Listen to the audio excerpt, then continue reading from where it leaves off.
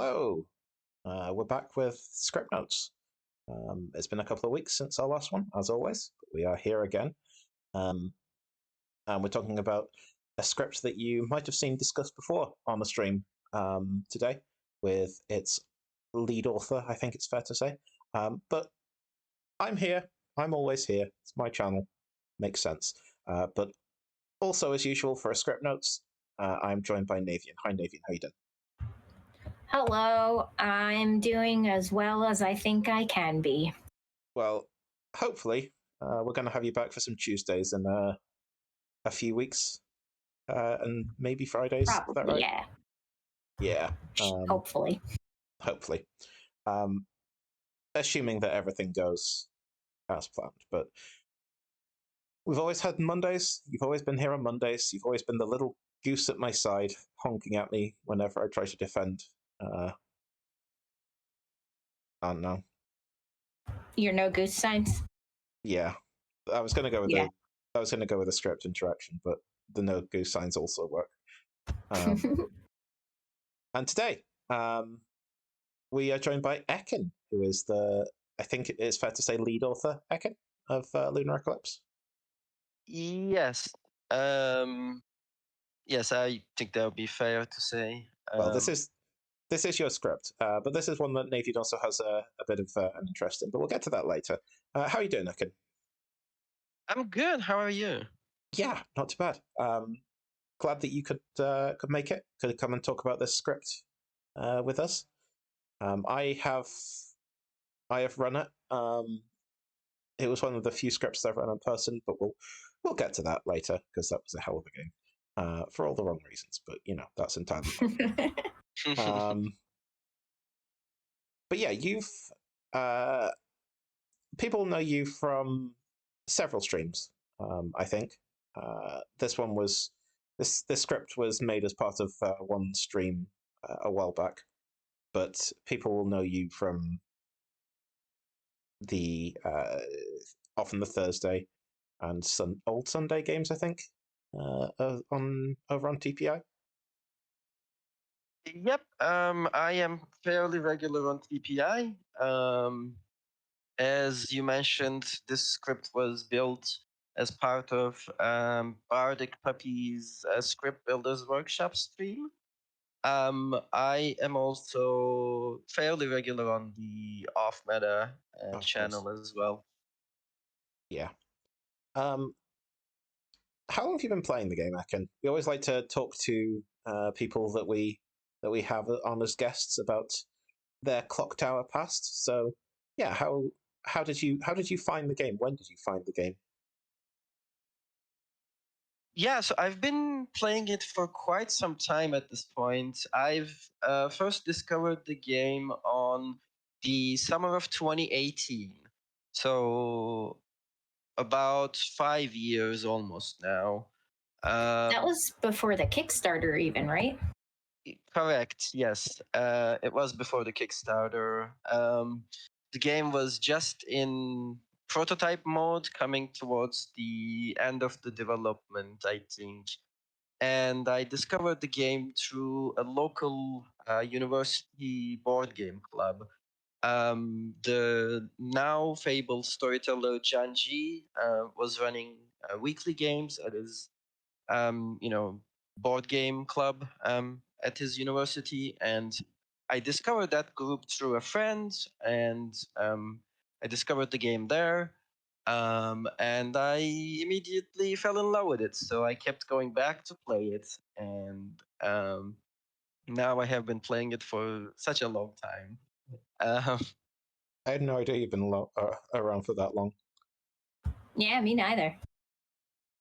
I think that it's entirely possible, Ekin, that you are the longest playing guest that we have had on Script Notes so far.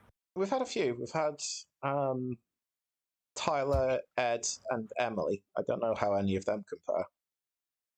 I am pretty certain that Ed and Emily, at least, were not from before the Kickstarter, or maybe they played like one game before the Kickstarter at a con or something, but closer to the Kickstarter date, I think. We have had Lachlan on. I'm not sure Oh, how he Lachlan, of compares. course. Yeah. How has the landscape of Clock Tower changed in that time from your perspective, Ekin? Yeah, it's had quite a lot of, I guess, big changes and small changes in many ways. I remember the days when BMR was still very funky, and there were interactions like Goon drinking everything just that just breathed on them, and I really Moonchild's old names like Regent Region. and yeah, other the old previous And names. name. one before it that we're not going to say out loud because it is a Yes, slur. it is. So yeah, it's changed quite a lot. Like Fangu being able to jump to each outsider they wanted. I remember those days, and there were different demons on SNV as opposed to Rigor Mortis. Oh, you're on the pre-Vigor days. Yeah, Oh, wild.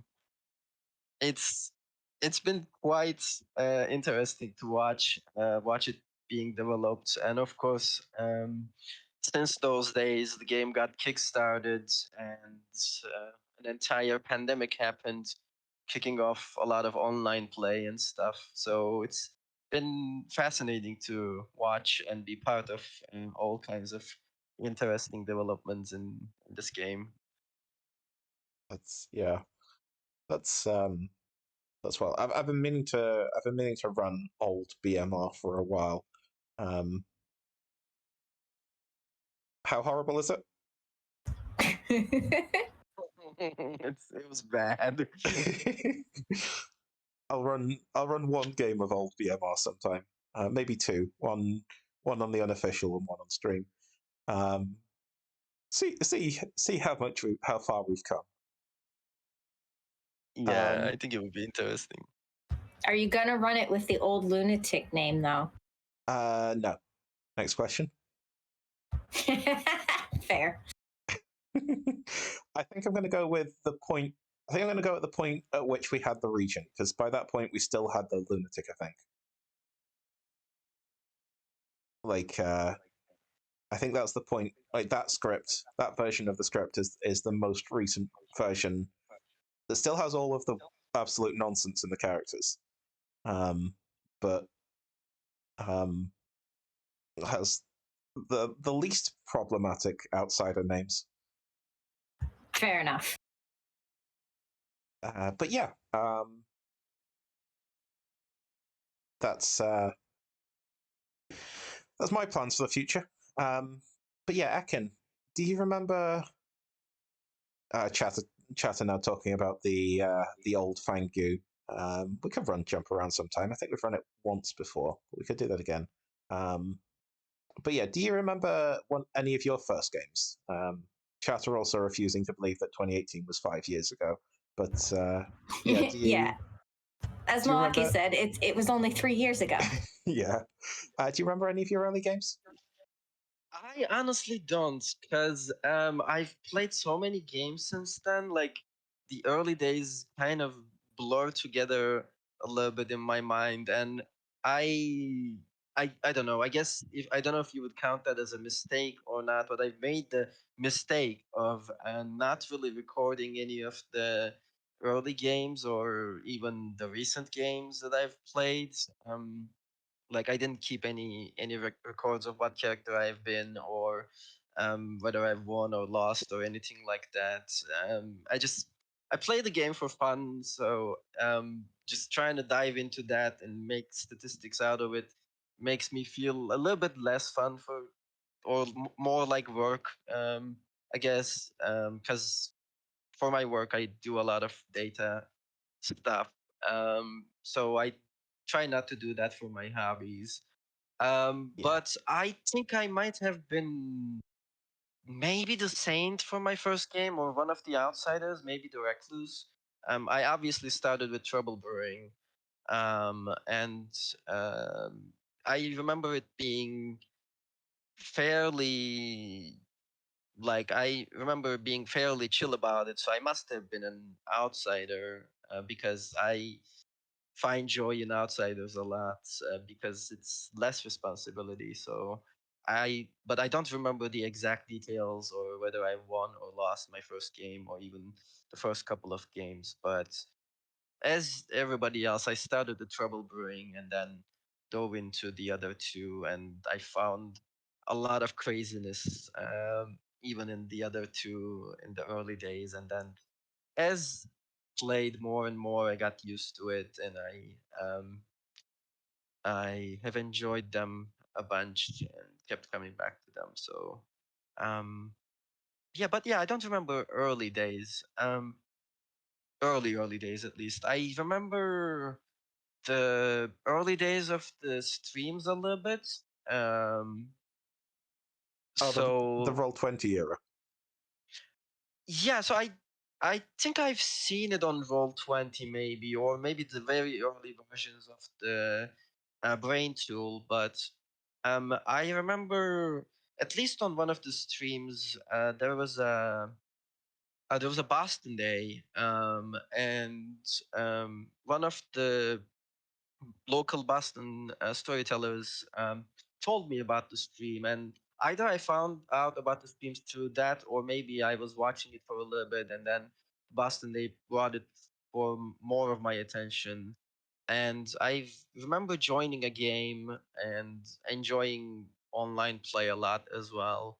Um, and then dove even deeper after that. But the very early days, I remember vague details like character changes and stuff like that. But the details of the games themselves, I don't remember much. Oh my god, when I do run old BMR, I absolutely have to do it on Roll20, right? Oh God. I'm going to conveniently have something, that I'm going to be busy with on that day. I think I will probably need your help. I don't know how to use Roll20. You don't need to. You can do the Discord side of things because we were using Movia back then, so you can handle Movia. Oh, okay, yeah, I can handle Movia. Yeah, that was a long time ago. That was before my time, the Roll20 days. I have never not played on in the age of at least the Brain Tool. I wonder how much money it would take us to convince Ben to run a game on Roll20 again, just like as a throwback. More than we can afford, I'm sure. Probably. Anyway, Ekin, I feel like I don't think either of you play on the unofficial Discord much, which is where I play a lot of my games. But there and also on most of the streaming channels and most of the other uh, most of the other places that the game gets played online, and also from my experience in person, at least not with beginner groups. Most of the games that get played tend to be non-base scripts, so custom scripts.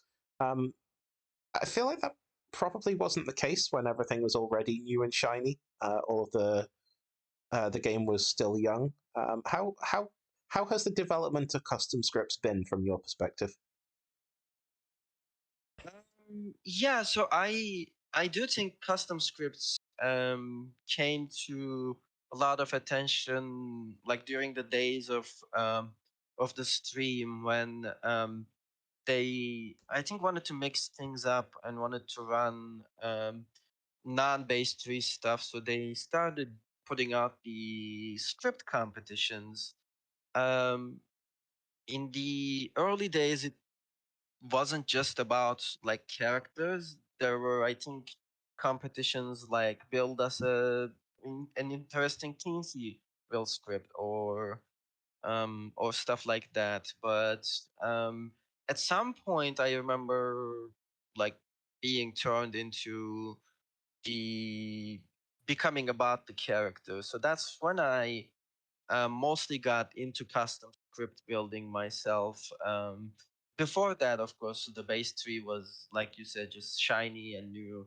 But once that was played over and over and online, because of the, I guess, the range or the capabilities of online tools. You can play a lot, and you can play a lot in a very short amount of time. So people naturally look for novelty, and that's when I think a lot of people got into custom scripts and script building, and that's also how my attention came to custom script building. Those competitions, I just started trying out my hand and just experimenting with the script building tool, and learning about interactions and thinking about how they may um, turn out played in a game and stuff like that. So that's basically where I came to custom script building, and I just started submitting them. Eventually, they got a little bit better over time as I started thinking about them more and talking with people more, and even playing a little bit. So yeah, that's been my experience mostly. I've submitted almost to every character competition and won a couple of them. Yeah. What were some of the early custom scripts that you remember playing and enjoying? I feel like we have skipped a little bit. We Ekin, have. best base script. I was, yeah. What's the best base script, Ekin? BMR, BMR. BMR. Okay, now we can get back to the custom script stuff. Okay. Okay, I'm sorry. It I was in the do back of think my you might mind. be the first person who hasn't said TB though. I, Possibly. I enjoy TB a lot, and I do think probably it's the best experience for most people. But when you say best, I just think my favorite, and I enjoy the chaos and social aspects of BMR a lot, which I think came about a lot in Lunar Eclipse as well.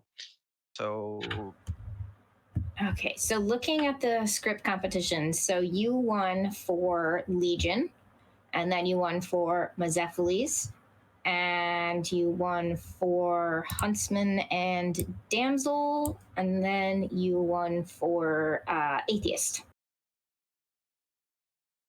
yep, Check that. that's correct. I do have a list. I made a list of all the scripts and winners. For some reason, I don't actually really have an application for it, but I just thought it was interesting to track that. I made so many scripts for those competitions and then just never got around to submitting them. It was not infrequent for me to make 3/4 of a script immediately after the release and then not touch it until like 5 minutes before the Yeah. entry. And so my scripts were often submitted last. Yeah, I had a script that was. I would have a script that was ready to go. Like I would test it, usually the day of the stream, because I would like build it during the first game once I figured out what character was going to be released, um, and it'd be ready to go before the character was officially released. Um, the atheist got a lot of use out of them, and it'd be ready to go like within usually within a few hours of the end of the stream, tested, pretty workable. And I wouldn't submit it because I would be waiting for the script tool to get updated. And then I just never bothered to actually finish the script and submit it. Oh well.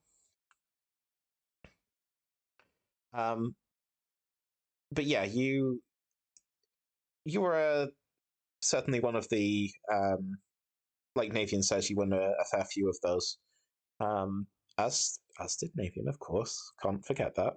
Um, but yeah, how was the challenge in your opinion of building with a brief of build a script with this character? Um, I enjoyed the challenge a lot. I would just sit in front of the script tool and pull up the character or just a description of the character if it was not there. and try to see what might work with it, and what might not. I tend to try to build like sort of from first principles a little bit. Like, what does this character do? Um, and what kind of characteristics of other roles might complement it or push on it or pull on it in certain ways. Like when we're going to talk about Lunar Eclipse, but I'm jumping forward a little bit. But at least based on the Lunar Eclipse, like my main challenge was to how what is the problems with lunatic seeing minions? Are they gonna see good people or evil people? Their kills might or might not go through if the demon follows, or not, and how can we get around that? So I try to think of from those principles and try to build the script around it, or have a team generally, like um, for the Mazephalis, for example, my team was that Mazephalis obviously is kind of like a recruiter for the evil team. So I built recruitment events where a bunch of the good roles were like really juicy roles for the evil team to have. So it gave a bunch of options to the evil team to try and bring them on board. But also, Spy was on there, so at some games the evil team can see the board and then decide based on that who to recruit. So that was my main approach, trying to build or deconstruct the character into its parts, understand what it's trying to do, and trying to mix and match and fit uh, and build around its parts. That was my approach to the challenges, and sometimes I would spend, I don't know, hours just thinking about the character interactions and how how they might work together, and might not work together, and just play it out. Like, just build a grim. If you have a complete or partial script, see what it looks like, and see if it might work or not. Sure.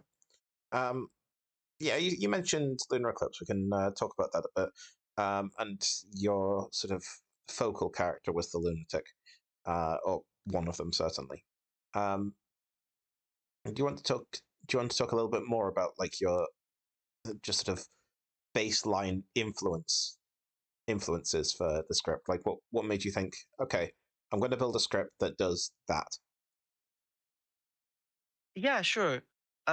So the first time I started thinking about the lunatic and building a script around lunatic was when the Aussie TPI stream team was building a lunatic script. I believe it's called Sorry Ben, kind of like a follow up to their early scripts named Tankspan or Evil Dominion, and scripts like that. Aussie team have a lot of had, at least at the time, and I'm sure they still do, had a lot of knowledge and interest in script building, and I have learned quite a few from at least the couple of streams that I watch them build scripts. And then when they did their lunatic scripts, I looked and I said, I'm gonna take on that challenge on my own and see what I can do with it. And I'm gonna start from scratch and just not look at what they've done, but trying to think it through. If I built this script, how I would build it. And like I mentioned, there are a couple of main challenges or things to think about when you're building a lunatic script, which was obviously they think they're evil. They need to have an evil team. They need to have bluffs. They think they're a demon, so they're gonna have minions. Do we give them good players, evil players, a combination of good and evil players? That was one of the main challenges.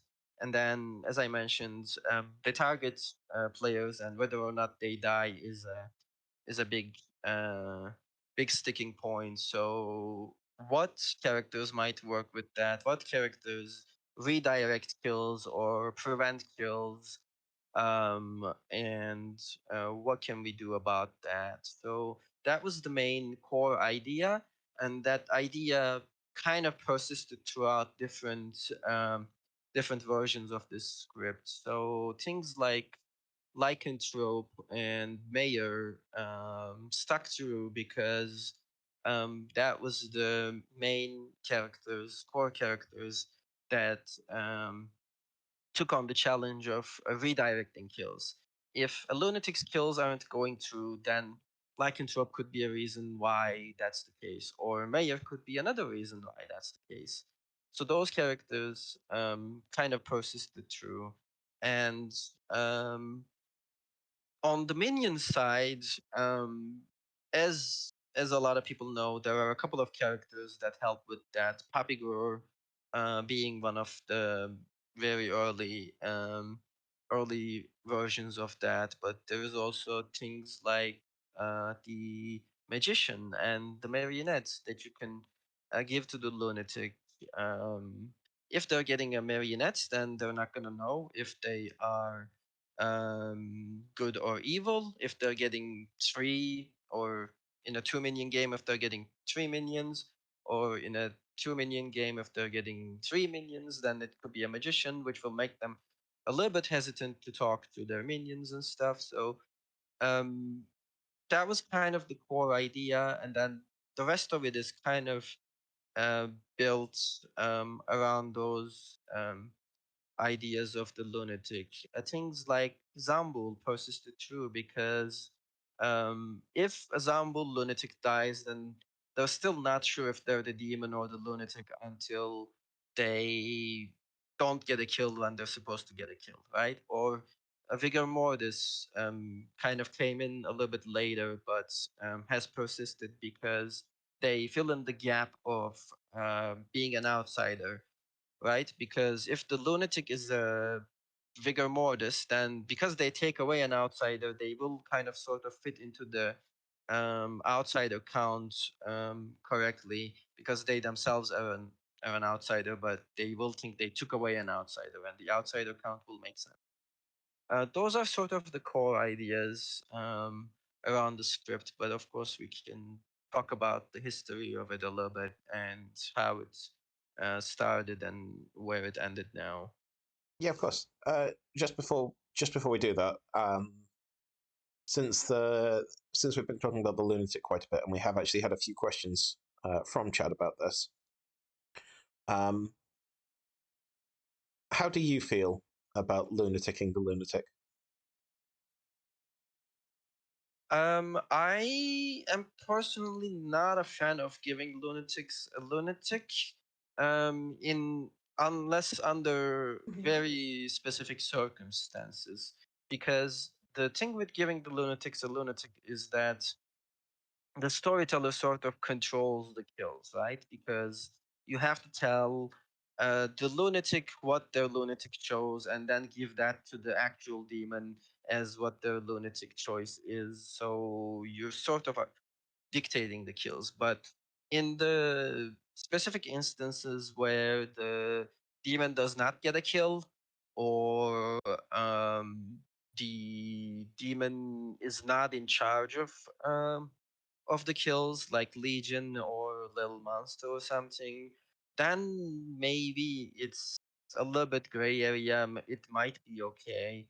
But I think the one benefit of having a lunatic on the script is from the get go, you know a good player and you know their character. And if, at least in the killing demons, if you start giving them lunatics, then that also blurs the lines a little bit, and puts a lot of control on the storyteller's hands, where it feels like it should be more on the player's agency. So 99% of the time, I'm not a huge fan, but maybe 1%, like instances where there's a Leviathan or there's a Legion, then maybe it's okay.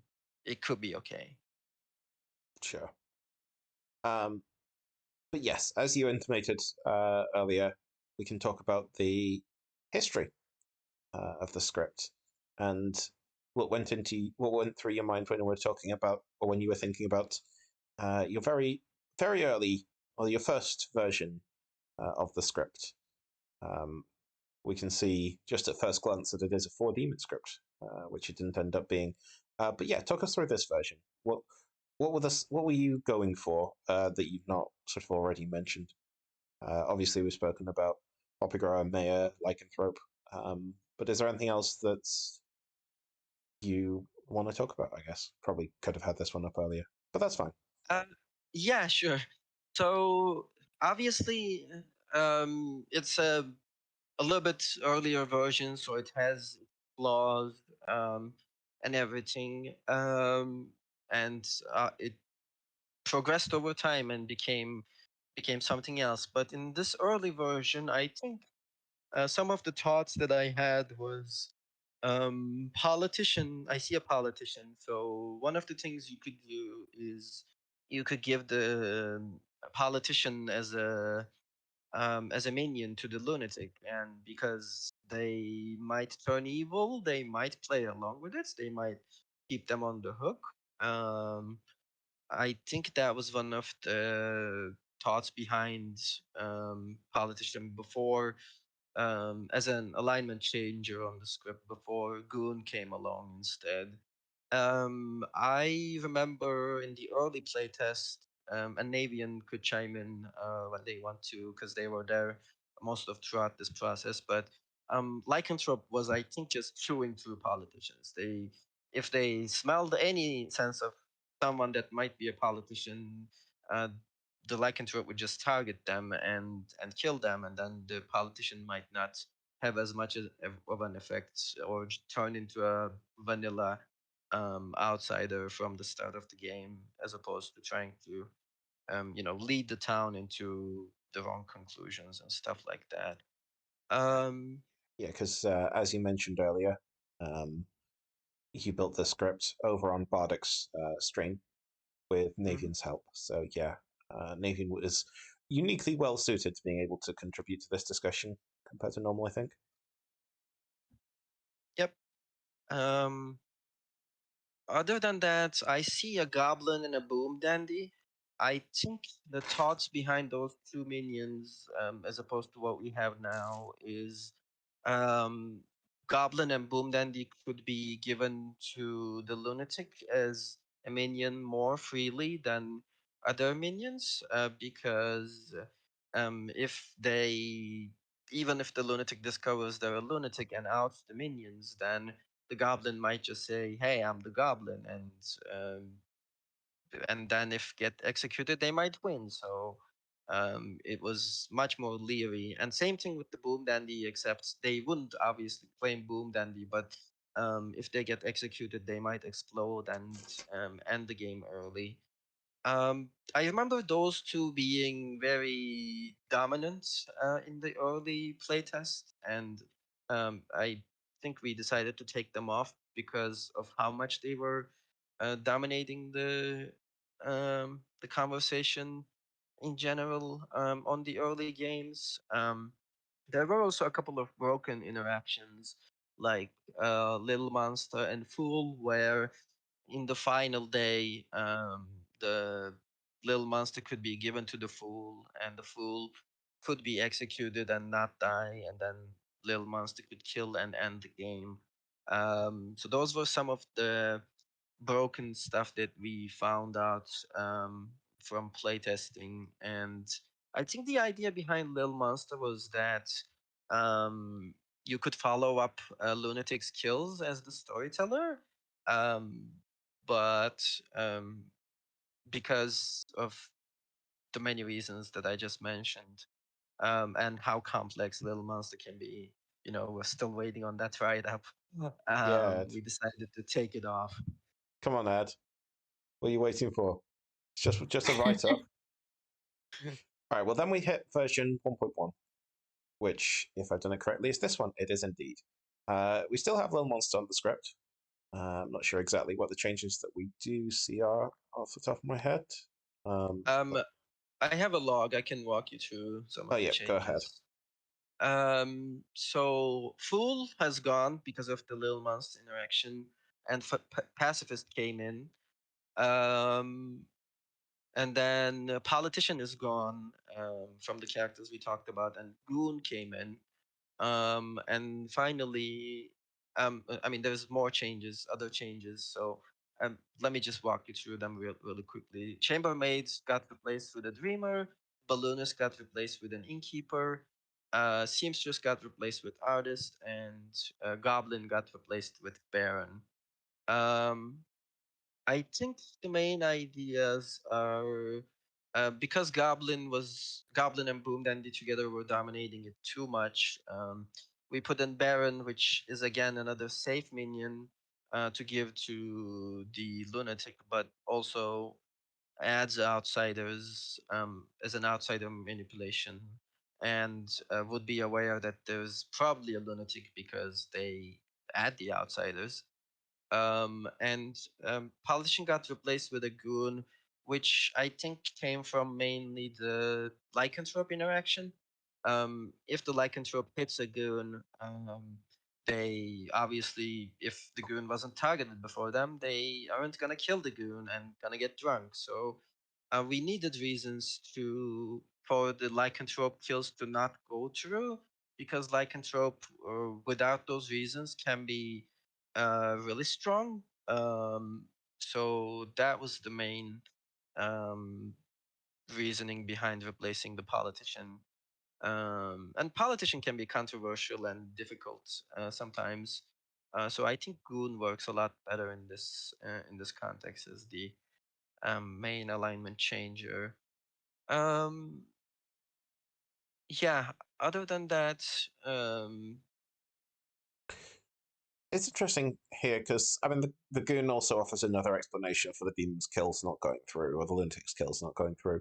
But it's yep, interesting here because none of the minions, except for some marionettes, can actually pick a Goon after the first night.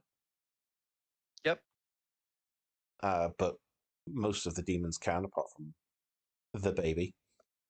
yep. Yeah, I think that yeah, that might be one of the reasons why some of the minions have changed Well, later in later editions. let's get on to 1.2, Sure. where we lose the little monster and gain a couple of new minions. Mm-hmm. Talk us through Yep. it. Yeah, so Little Monster is gone. Assassin came in. And the Baron is gone, and the Godfather came in. These two are specifically changes to help out Zambul a little bit, because if I mean, obviously they're also on the Zambul's home script of BMR because they help out with night kills if the Zambul doesn't get a kill, but if an outsider gets executed, then the Godfather might get a kill, or the assassin can kill at any time. So those came in to help out with Zambul a lot, I think. Boom Dandy is still there, uh, but yeah, we lost the little monster. And the final thing was on the evil side, Vortex got replaced with Vigor Mortis. I think the thought behind Vortex was being replaced was that there wasn't a whole lot of Vortaxable information on the script by that point, and also Vortex was forcing executions, which really wasn't helping the Zambul a lot, because if every day town is executing an alive player for the Vortex, then the Zambul is not getting a kill. Um, I in my earlier thoughts, I thought they complemented each other together because sometimes people double tap double tap dead players for the Vortex, and that works well with the Zambul. But I think as we progressed through the script, I realized that wasn't the interaction I was looking for. And uh, there was a fun little interaction on this version, which was the Vigor Mortis can kill the Boom Dandy, and if the dead Boom Dandy gets executed Yeah. because of Zambul. That's one of my it's very high on my kind of bucket list of things that I want to see in a clock tower game is One either a day. boom dandy or a goblin that's been vigor killed and still going off. It's up there. I think it's a very niche interaction and it's very hard to manage to get that to work, but One I want to see it. one day we'll see it. Throw a Vortex on there just for good measure. I Yeah. kind of actually on the point about the goon that I said for the last version, but still, I kind of want to see a script where the goon acts kind of like as a pseudo recluse, um, except one that affects chambermaids but doesn't affect certain other characters. Um, so none of the evil characters pick, so the goon will always be good. But it's just there to mess with information and cause drunkenness. I don't know. Could be interesting. Yeah, it could be. Um, Might have a think about that. But anyway, yeah. So yeah, other than that, there's the replacement of Drunk with the Puzzle Master here, which I think helps out with stuff like Widow being able to bluff Puzzle Master or hide the Leech host. At this point, we still have Leech in the script, which will change later, but because of the lycanthrope, we had to run with a home rule of lycanthrope not being able to kill the leech host or leech host registering as evil to the lycanthrope. Because I really don't like that interaction, but I still liked leech a lot, and the lycanthrope was important to the script, so I kind of was running with that home rule, and then it eventually got replaced, which we'll get into. But going from the previous version to this version, another key change is I think Poppy Grower getting replaced with Magician. Um, this was mainly because we've added the killing minions like Godfather and Assassin, and those can be really difficult with Poppy Grower, but can be yeah, worked for around sure. with Magician. And I wanted to see what Magician could look like. At that point, I think Magician was fairly new and was I seen as mostly underutilized, so I wanted to test it on my script to see what it looked like. I think every single one of these minions is a lot happier with, except for maybe Marionette, is a lot happier with a magician than a poppy grower, depending on storyteller choices for the Boom Candy anyway. Right. But yeah, then we Yeah. saw another few changes. Yep. Only one or two. Okay. This is when the changes start to get a little bit more gradual. So in this version, we had the Fisherman and Widow out, and Savant and Poisoner in, which was a little bit more ongoing info adding with Savant, and a little bit more pointed poisoning instead of Widow just locking a poison in from the start. Which was interesting. I think Poisoner specifically did a lot of damage on the script when it was on, and it was really strong for the evil team. Um, to the point of I think I took it out in the later version because it was very strong and making it mostly unsolvable for the good team almost. Although it can still be interesting. It works well in Trouble Brewing, but taking it out of Trouble Brewing, Poisoner can be either very good and very strong for the evil team or not do a lot.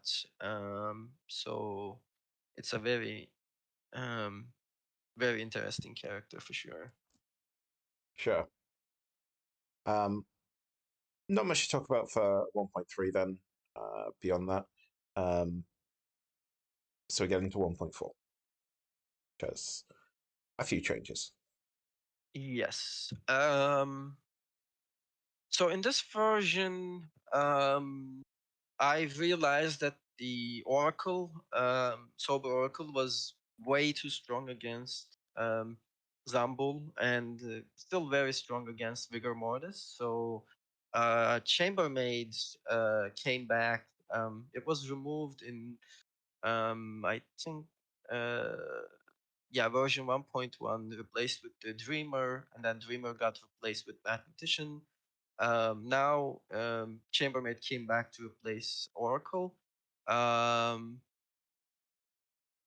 Chambermaid is still very strong, but it was at least because they're getting info on. I guess Oracle is still getting info on two people generally um, because someone dies during the day and someone dies during the night. But with Zambul, it's just one person dying during the day, so it was getting very strong. So Chambermaid came back, and I wanted to try out less pressure on the executions. So Boom Dandy got replaced with a spy. We've had some version of a minion seeing the grimoire throughout the script most of the time. So Widow was in the earlier versions, and then Spy came in on this version to replace Boom Dandy.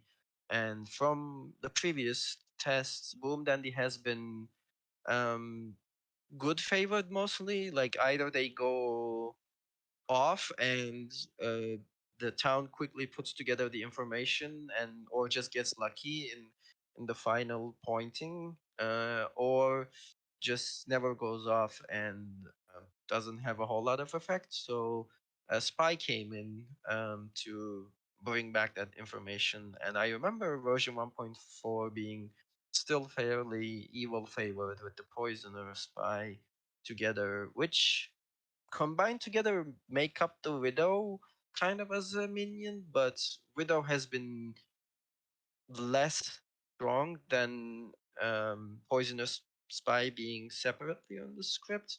Probably because of the pinging aspect of it, because it just sends out that signal. Town can counter it much better than being able to counter a Poisonous Spy combo. Yeah, yeah, of course. Um, Although that is uh, that is at the cost of an extra minion, of course. Yep. But yeah, that's 1.4. Then as we get into 1.5, that is when we lose the leech, which had been fairly defining in some ways prior to it, but we now have the Devil's Advocate to make up for it, and a couple of other changes, of course, which include us going back to the Widow. Yep. We also have a few new characters in the townsfolk section. But go ahead. Yeah, so we have Leech being replaced by Nodashi, which is sort of similar, like poisoning demons, except obviously Leech cannot die, which was brought in by the Devil's Advocates coming into the script to replace the poisoner. So the poison level sort of stays similar with Poisoner leaving, but Leech leaving, and then Nodashi coming in, and Devil's Advocate and Widow coming in. So I try to keep the poison level sort of similar, and then the pacifist replaced the pacifist got replaced by the tea lady because de- of Devil's Advocate coming in. Devil's Advocate pacifist kind of work together still, but with the tea lady, at least they have a little bit of control over their bluff, they can protect their neighbors to look like the tea lady. Whereas for pacifists, I mean, if their randomly protected player is saved, then of course they can bluff pacifist. But um, because the pacifist saves are controlled by the storyteller, it's less control um, on the player side, I guess. And then, yeah, as I mentioned, the spy has been really strong on 1.4 with the poisoner. So Widow came back, but then once we go back to go to 1.6, I think we go back to spy, Yeah, because 1.5 has been there it fairly good is. favorite still. Yep. Uh, so 1.5 again, Widow Ping, I realize is too strong for the good team. So Spy comes back, and then the mutant gets replaced by the Barber, which was again uh, attempt at trying to boost up the evil team a little bit, because one of the aspects of the earlier version was that the demons were stationary; they could not move. And I realized mutant, while being one of my favorite characters, and I know Alejo, you are also quite fond of it. Huge fan. Uh, it wasn't doing a whole lot other than get into double claims maybe and confuse people. I thought Barber could do a whole lot more damage and help out the evil team by being able to move the demon if necessary. How'd you run the barber with the lunatic? Um, so you mean Lunatic getting swapped out No, by? I mean, like, because when the barber dies, they're going to tell everyone that they are the barber, and then the lunatic either has to wake to make a choice, in which case you run the risk of them picking themselves, and you're like, Mhm. it didn't work, don't worry about it, or they don't wake to make a choice, and then they're going to be like, why wasn't I woken when the barber died?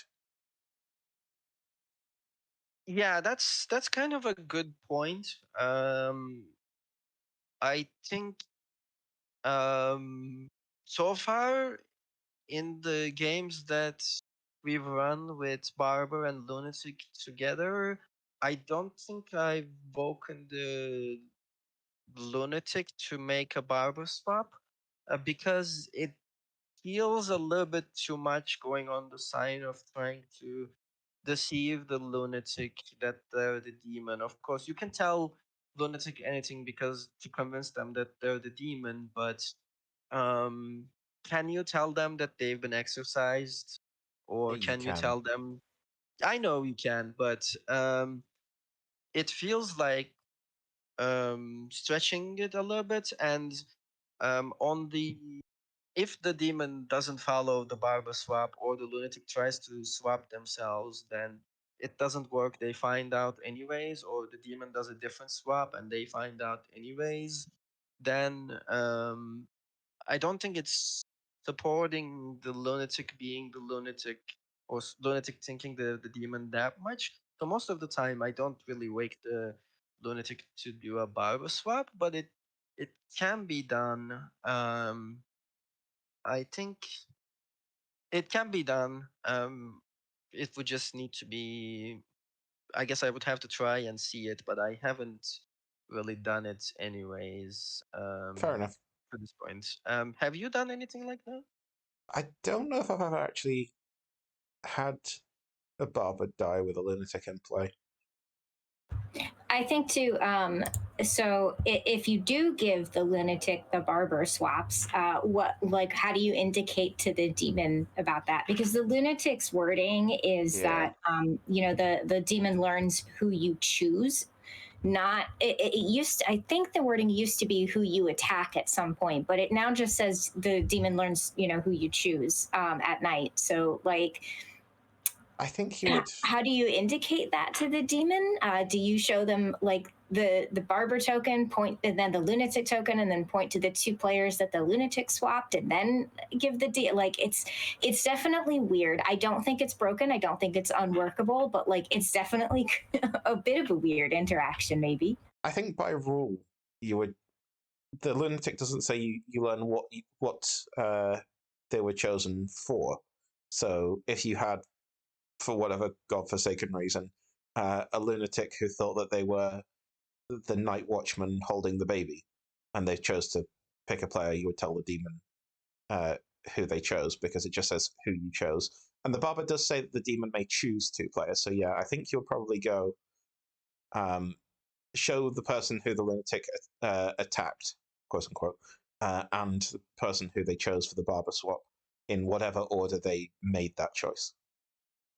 Oh, I'm not sure I like that exactly, but yeah, I think rules was written. I think I would agree. I would probably still show them in the order that the lunatic made them. So like, you do the barber swap first, then show, and then the kill choice, and then show the demon the barber swap first. Let them do their actual barber swap, and then the kill choice and the kill choice. Yeah. Yeah, it's weird. You would be waking them up twice, whether you run the barber at its spot in the night order or immediately. If the barber dies during the day, then and you run it immediately, then you would wake up the lunatic, get them to make two choices, and then put them back to sleep. Then you would wake up the demon, get them to show them the lunatic's 2 choices, and ask them if they want to make any choices. Then show them that the barber died, and ask them if they want to make any choices, and then put them back to sleep. Then visit the lunatic again, get their choice, put them back to sleep, and visit the barber and get their choice. Visit the demon, show them who the lunatic chose to kill, get their choice, put them back to sleep. Whereas if they died during the night, or you run it with the barber at its spot in the night order, you would wake the lunatic, get them to choose 2 players, get them to choose however many players they normally pick as part of the demon ability, put them to sleep, wake the demon, tell them what the lunatic did and get their choice, and then put them to sleep. Then you would go to the lunatic and get their 2 players. So the demon will be woken twice either way, and I think it will be pretty clear why they were being woken, because the time they wake to make the barber swap, you would tell them that they're waking to make the barber swap, because unless you're simulating that the lunatic makes a barber swap on a night when the barber didn't die, which is a choice. Weird. I guess maybe. Yeah. I guess if one of the minions is bluffing barber, you could do it, but it's a choice. That would be about the only time I would do it, and I was actually just thinking about it while you were talking about like the order of operations there. I was like, would I ever show a lunatic a fake barber swap? Maybe if a minion died and they're bluffing it, yeah, actually, I might. Or maybe just to cause confusion, if you think the lunatic has figured out that the lunatic and the tea lady has died, and you want to pretend that you weren't sure what they were bluffing. Yeah. But yeah, then they pick themselves and someone else and their character doesn't change because they have to think they're a demon, and it all falls apart. This is why I don't give the lunatics a barber swap, even if the barber dies most of the time. Yeah, that's fair, because even though a player's going to come out and say, "Oh, I was the barber," like the alternative is that. So like there's not a pit hag on the script, right? At least not at this point, and I'm pretty sure there's never a pit hag, which is probably a good choice for a lot of reasons. Yeah, we've been through all the versions at this point. Okay, yeah. So like without a pit hag, the barber on a script without a pit hag, it does somewhat limit what you can do with the barber. Like you can't use pit hags to fake barber swaps that aren't actually real, which I've seen you do to strong effect, Ekin, when I believe you were a demon and you had a pit hag who pit hagged a player into the role that you were bluffing. Yes. Yeah.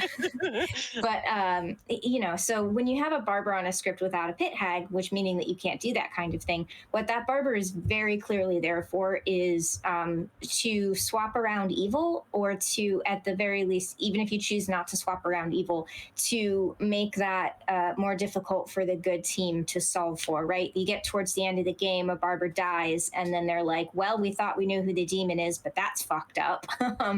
So like, because the barber is here to almost exclusively move evils around, when if you show a lunatic a barber swap and they choose to move themselves, you can't do anything with that. Like, they have to think that they're the demon, so they're going to be revealed immediately. And I think that certainly a player dying and being like, "Yeah, I was the barber, guys," could be a giveaway, but it's a bit less of a giveaway because there are reasons for players to lie even though they're dead. Maybe not hugely many about being a barber, but like, it's technically possible. Like I say, I don't think I've ever been in a position where I've had a living lunatic when a barber's died. But so I've never asked a lunatic to make barber swaps, but I've done similar things. I have exercised a lunatic a couple of times. That's fun. Yeah, that could be interesting for sure. It's fun because you don't know, as the lunatic, when you figure out you're the lunatic, does that mean that that player is the exorcist and they claim to have chosen me on the night that I woke up to make, and when I woke up and told that I'd been exorcised? Or was that player actually a minion or the demon who told the storyteller to wake me up and tell me that I'd been exorcised? Yeah. Yeah, that's a fun one. But yeah. Before we talk about any more interactions, let's talk real quick about interesting games that you've played, seen run of this. I'm sure that you two have some stories from Bardic's stream. Before you do, I'm going to tell my story of running this game because I want the abiding memory of this to be of it as a good script, and I did not do the script justice. I'm very sorry.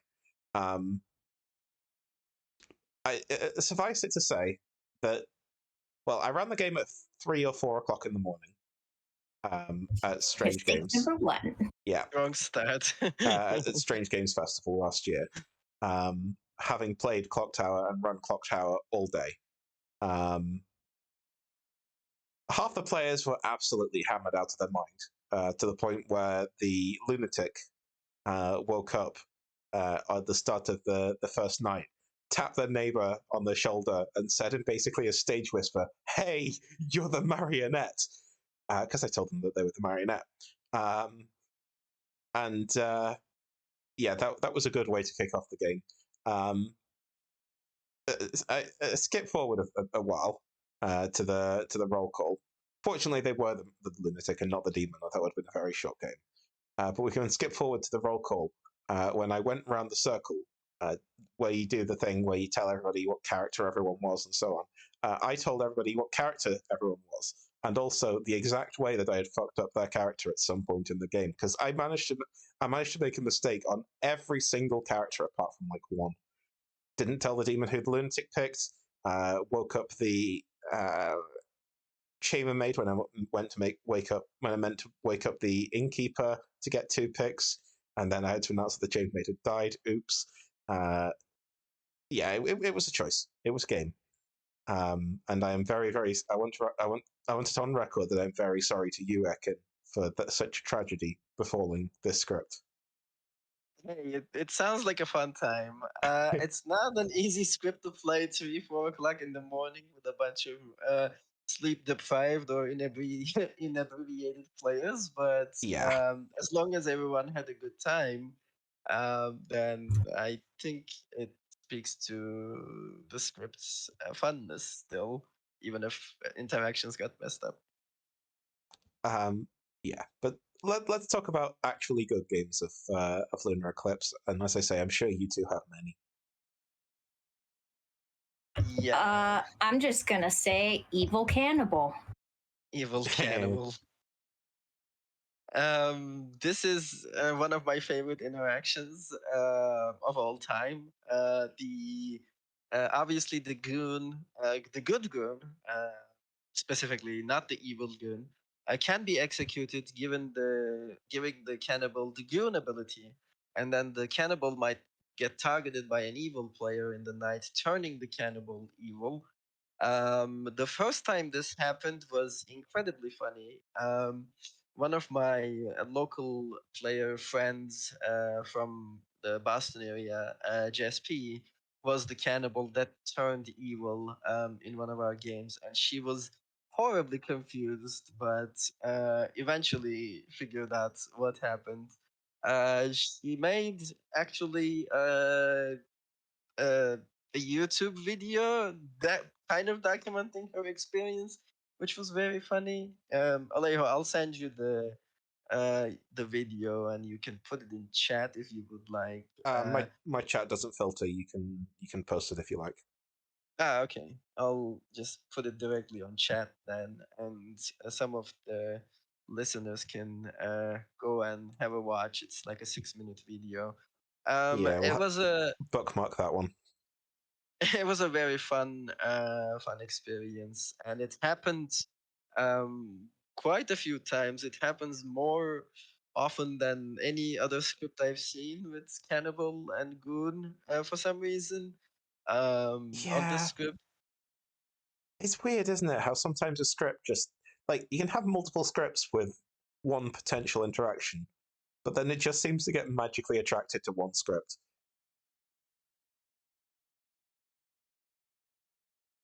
yeah. So in this particular case, Jess thinks she got the lunatic ability because the script is about the lunatic and stuff.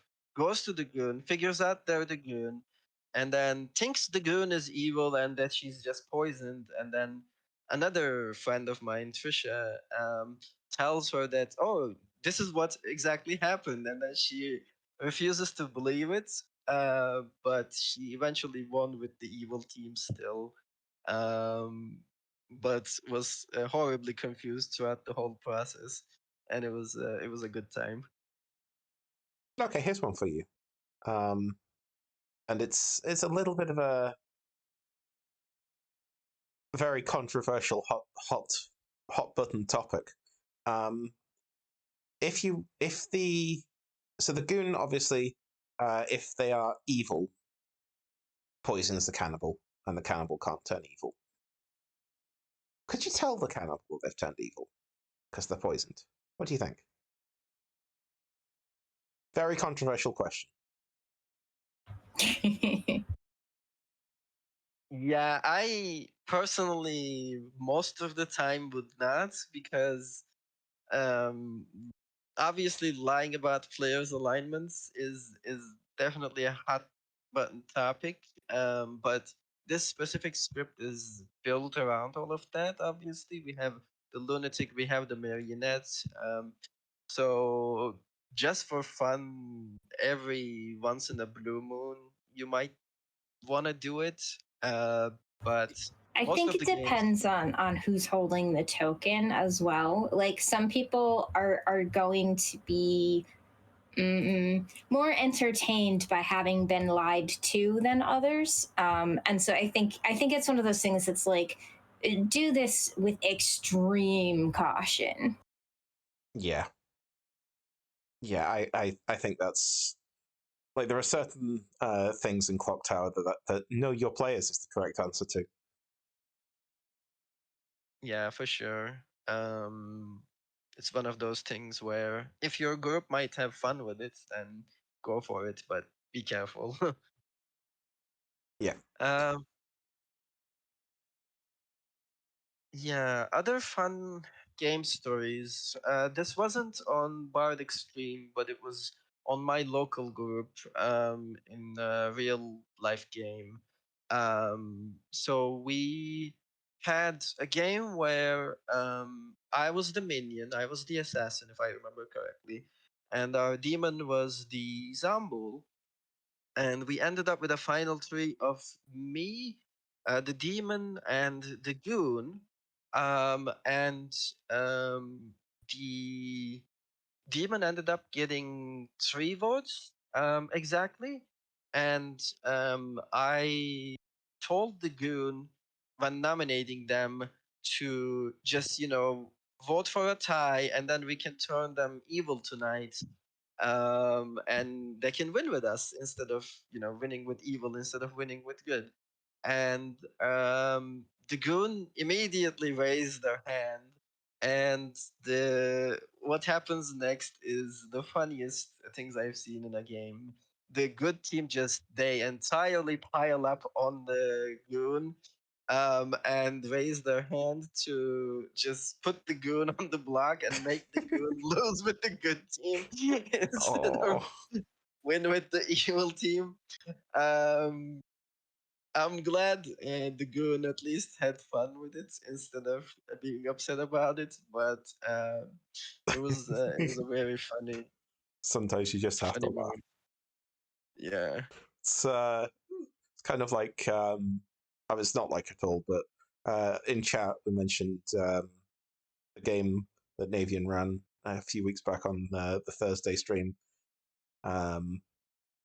With we're talking about the strength of the magician, but that reminded me of the game that I ran the week after that over on TPI, where Pat Richie managed to absolutely convince himself that Evie was the goon, and then managed to convince Pattus that Evie was the goon.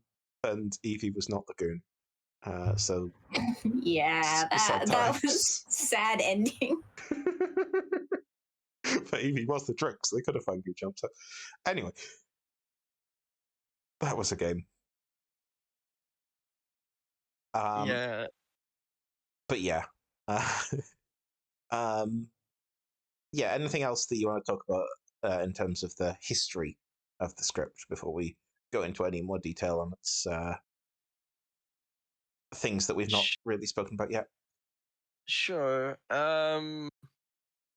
There were obviously a couple of games where it's always fun when the lunatic manages to believe that they're the demon and go through the entire game thinking they're evil, only to only to lose with the good team, or even win with the good team. There were a couple of games.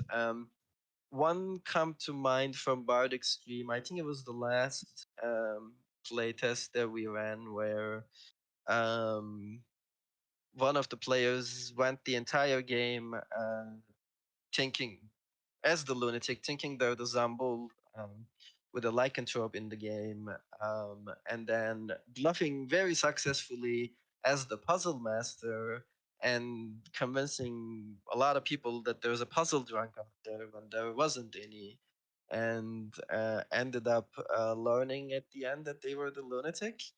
But most games still lunatics manage to find out that they're the lunatic at some point. I think it's part of the I don't know the part of the character's design that you're meant to find out most of the time.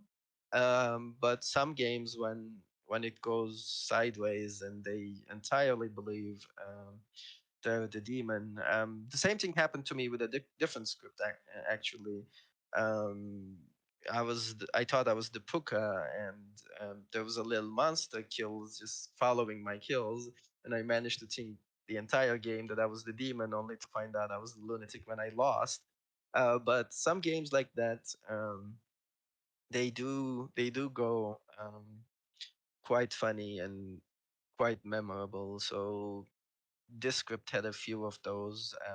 The one I can remember the more recently was the latest version um, of the playtest game. But yeah, Navian, do you have any memories with the script? You've helped us run on Bard Extreme, but you might have run a lot on other places or might not. Do you have anything you um, wanted to talk about? I wish my memory was better and I could say anything other than evil cannibal, but mostly evil cannibal. I have a really great picture of when you came out here last August for the meetup that we had here in Connecticut. I think it was the second day where I showed up late because I was really struggling with some fatigue that day. So I was late, but you were running in the midst of running a Lunar Eclipse game, and I brought my giant goose plushie with me. It is like technically taller than I am because I'm pretty sure it's like 5'1" or 5'2" total length.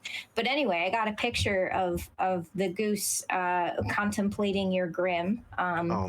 So that's a lovely memory of mine, having this really great picture. I hid my hand like behind the goose's wing, and then I sort of positioned the wing as if the goose had the wing under their chin and was really having a think about the grim. Yeah, that It's a was very a. cute picture. It is a really good picture, and it was a really good game. I remember, I think I had to speed run it a little bit because one of the players had to leave around like 5 or 5:30 in the afternoon or something, and they ended up getting the spy token, and had to memorize a full grim, while they were like hoping to leave, like an hour or so. And I think we had a Zambu lunatic, and they took a little bit to figure out, because they had a magician and stuff. And I think I gave them the entire evil team as including the demon as the minions, and the minions were not happy about that, but they won anyways. It was a really good game and a good memory for sure. So, you've mentioned the evil cannibal, Navian, but have you mentioned the evil cannibal? By that, do you mean evil bluffing as cannibal, or a No, cannibal who turns evil? I mean the cannibal who turns evil, and also the cannibal who turns evil. Yeah, I have mentioned it. It's really fun and funny when it happens. But what about the cannibal who turns evil? One of the best interactions on the script, in my opinion. The joke is it happens a lot on the script. Yeah. And it's fantastic, and I want to keep seeing it happen.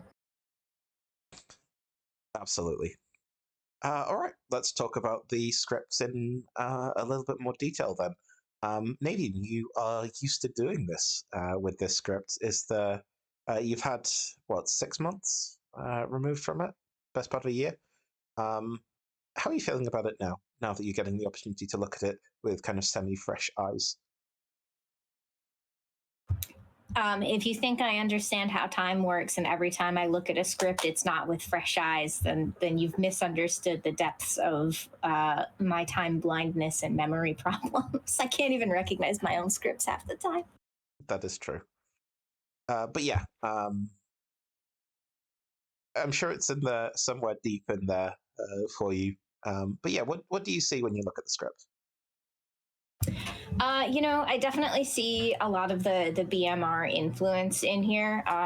It gets mentioned a lot in terms of like custom script making, that some of the hardest roles to just sort of slot into scripts by themselves are the BMR characters. It's kind of like BMR is a bit like if you put one in, you're probably putting in 3, 4, 5, because BMR has a very unique way of working, right? The mechanics of BMR are different than the informational aspects that you see more in like TB and S&B. So, I see some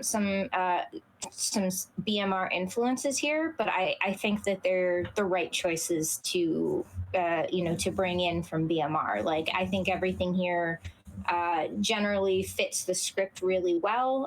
You've got the characters that work well together, and then the non-BMR roles that are in here are also roles that I think make a lot of sense. And a lot of that came from that playtesting process of let's put these to the test, and we'll see if there's anything weird or wonky coming up, and examine that critically and decide if there's a way to make that less weird and wonky, or if there's a better character to insert or whatever. I really think that it has culminated in a really well done script. Yeah. We've said time and time again that some of the characters that are the trickiest are the BMR ones. But there are influences from other scripts. Of course, we've got the mathematician, which is a very S&V character, I think, being the big one. But for the most part, I think that even the additions do serve to highlight the BMR-iness of the script. We'll talk about one of the characters that, while a lot of people love it, I find is one of the hardest to fit on other scripts for one very particular reason, and that is the chambermaid. Typically, I think the vulnerability of the chambermaid is that if you find somebody who's not waking, you can rule them out as a demon. That's not the case here because of the zombie, which is how the chambermaid works on BMR. But you don't have a pucker. If you can prove that somebody did wake on the first night, then I think you're in a pretty strong position of ruling them out as a demon candidate. That's not necessarily game breaking because it is only one or two people, and obviously there are, as always, ways that your information can be wrong. But would you like to see the Leech, for example, which was previously on and made way for the Nodashi at the time, perhaps as a solution to that? Obviously, you've decided to go off it for your own reasons, Ekin, but it did offer that little bit of extra cover for the chambermaid. Yeah, it did for sure, and I think a chambermaid is one of the most strong characters here. I think bringing Leech back could be one solution, or to be honest, another solution could be we're jumping into the territory of like what the future might look like, or if No, that's fine. there could be any changes for the script and the future. But the solution could just be maybe taking out the chambermaids if we wanna um make the town a little bit less strong, to be honest. But because you're right, the chambermaid is very could be very well an easy demon detector, and of course there are ways to mitigate that on the script, and I'm mostly happy with those mitigation tactics. But if we were to change out or make more iterations to the script, one of the changes that I think might be worth testing in the future is uh, replacing chambermaid with something else, like um fortune teller, maybe. Again, another demon detector. It could be Sure. really strong, but maybe not as strong as chambermaid, because they have a built-in false register in addition to all of the other false registers on the script, and they're only getting information on whether or not somebody's a demon and not necessarily on their waking patterns. So that could be one way to go on about the chambermaids. But yeah, leech could be another solution. It's just, or even Puka, like you mentioned, but it would need to fit in um, to the place of another character, and Yeah. I don't know how to make that work just yet. So if Chambermaid were to be considered in the future, it might just be that the solution is Chambermaid gets replaced. I do think it's worth like going back to the mitigating factors for a chambermaid here. I think it's worth pointing out that on BMR, the only way for the chambermaid to get wrong information on night one is a sailor who should have told them that they've been drunk with, or hitting a goon. Whereas on here, Or like Pucker. you still have the sailor and the goon, but you also have the puzzle master. So there's a little bit of storyteller control over whether they are going to mess with the chambermaid or not. And you have a Nodashi as well. So like I think that the mitigating factors on this particular script, there's enough of them for the chambermaid's night one information to still be potentially questionable. So I don't think chambermaid is too strong without having a demon that wakes up on night one. But that is definitely something worth considering. Yeah. Yeah, I don't think it's bad at all. But it is of note. You've also got the Pucker on BMR. Oh, true. Yeah, Puka, which is also traceable somewhat. Yeah. Like if the chambermaid dies immediately, then they might be looking at Puka worlds. But Yeah. But again, so's Nodashi. If everyone close to you is dead, probably not a Nodashi. Although obviously that does take a bit longer. But yeah, that's the Pucker does cover the chambermaid in a number of ways, almost like Steve knows what he's doing. But then again, of course, so do you, Ekin, because honestly, a chambermaid and half of the problem that a chambermaid sometimes faces, in fact, to be honest, like a quarter of the problem, because it's more important that the demon can not wake rather than, during nights that aren't the first night than can wake during the first night, because that, like, the chambermaid typically has more nights that it's alive than two, so the first night is a relatively small percentage of its info. So yeah, it's not that strong. I think a fortune teller though does fit the script pretty neatly. I know that Navian will be sad that there's not a recluse for it to ping off, but it does have its own inbuilt misinformation, of course, which I think is still fairly potent. Although it doesn't have a reckless ping up, but it does have a goon to make it all go wonky. Yeah, And like I said earlier, with picking rolls, goon can kind of take the place of a recluse once a night. for Uh, sure. yeah, you've got an extra kill in the night. You know that is going to be one of what, three things: Godfather, assassin, and grandmother. Um, do you think that that's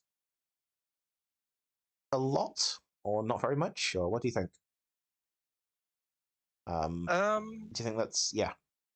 Yeah, I think um probably not not enough for my taste. I think definitely like the script could benefit from something like the gossip to be able to, or the gambler to be able to cover up for those night kills. But the main problem here is specifically the lycanthrope. Um, Yes, I was going to mention that. yeah, the lycanthrope can block all of those kills, which isn't fun for the gossip or the gambler and stuff like that. Um, Obviously, it can also block the kills here for the Godfather, not the assassin, but the Godfather for sure, and then even the grandmother. How do you Um, feel about that? One person uh, dies during the night, and it's the grandchild. Do you feel like that is too much confirmation for the lycanthrope because they've killed the grandchild, and the grandmother's still alive? There's no realistic way for the grandmother to be poisoned at that point, but not when they saw the grandchild. But of course, they could be poisoned at that point. It could be an evil player that's dead, but that there are none of these evil players that are likely to want to sacrifice themselves unless it's a Vig, I guess. What do you think? yeah, I think it's definitely like the strength of the lycanthrope.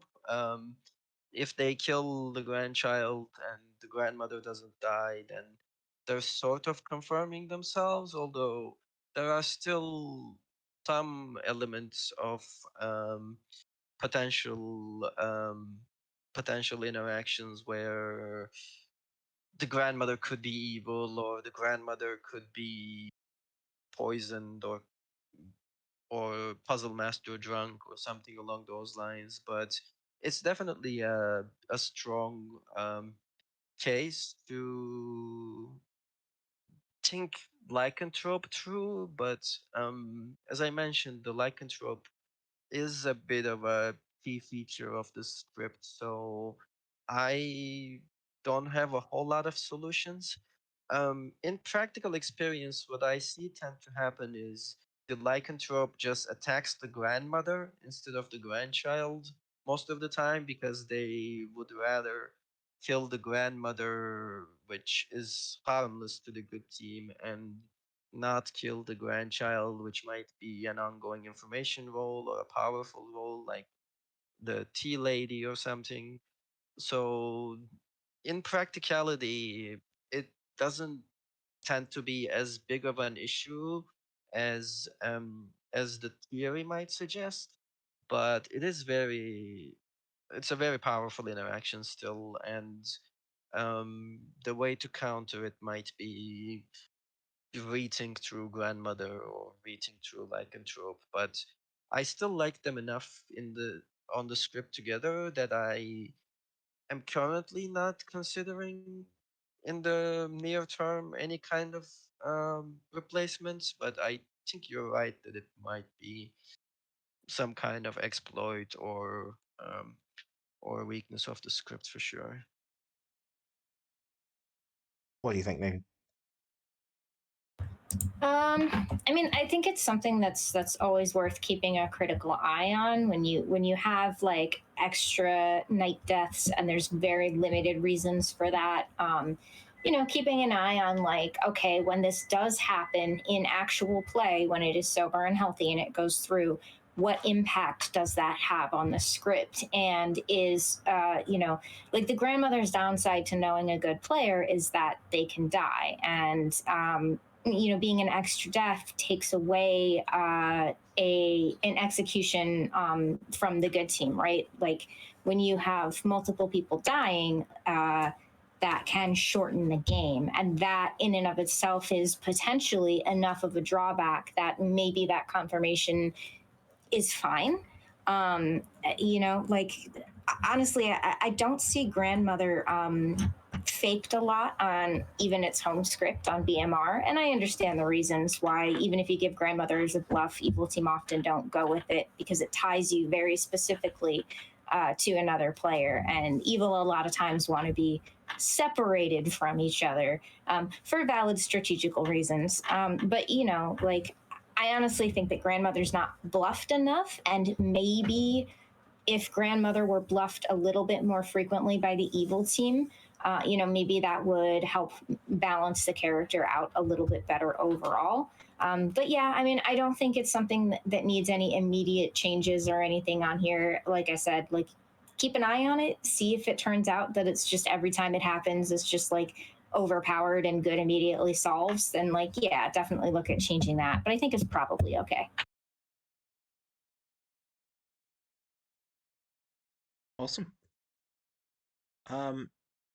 Yeah, so that's we've spoken about grandmother and chambermaid, but let's touch on mathematician for a bit. What do you see the mathematician as there to do, Ekin? Um, so the mathematician is one of my favorite characters in Clock Tower, and I think it gives a really strong like overall view of the game state, kind of like Chef or the Clockmaker, even a little bit. Skills kind of has a saying that the numbers gang is strong. Like anything that gets numbers in Clock Tower can be very strong. Like the mathematician, the empaths, the chambermaids, the chef, and the clockmaker and everything. So it is very powerful. The role of mathematician in this script is a little a little wonky, because with some of the BMR characters, the mathematician is a little bit hard to define. Like if the sailor drunks another character, then it picks up the mathematician. But if the sailor drunks themselves, then it doesn't pick up the mathematician. So it's mostly there to provide general look at the board, kind of like with characters like the puzzle master and the goon and sailor and innkeeper. It can be quite strong where it can count out what's going on and see if it makes sense with the game state or not, or even things like spy misregistration. Mathematician can be fairly strong. It's obviously an SNV character, and we have a couple of them here, like the savant and the artist. So the point I think is to give a general knowledge of the game state and provide that little bit of um, extra info to try and build world views towards the end of the game. What I've seen happen a lot in Lunar Eclipse is it starts off like BMR, where you have to throw a bunch of things to the wall or test out a bunch of things to see if they do anything. And then it becomes more SNV like towards the end of the game, where there's a bunch of information on like the savant statements, multiple savant statements, artist, cannibal artist, um, innkeeper drunking one of those, or lunatic picking a different target than the demon. So those types of things, mathematician can keep quite a lot of good track of. So that sort of ties together from the mathematician sort of ties together from the BMR side of things to the SNV side of things, and trying to provide that transition of worldviews a little bit towards the middle and the end of the game. And that's sort of the role that I see the mathematician here, if that makes any kind of sense. Yeah, sure. Um, cool. Um, let's talk about the pixie then. What do you think are the interesting characters to show to a pixie? Um, on this script, I think there is um, a lot of characters that you can show. Quite a few different sorts of options for the pixie. Um, like you can go with a once per game ability like artist or even kind of grandmother acts ones and show those to see if pixie can gain that ability when they die and provide extra confirmation, or something they could act some sort of backup and maybe see the mayor to see if the mayor gets executed, then and if they have been claiming mayor the whole game, then they can come in and act as an extra win condition. Or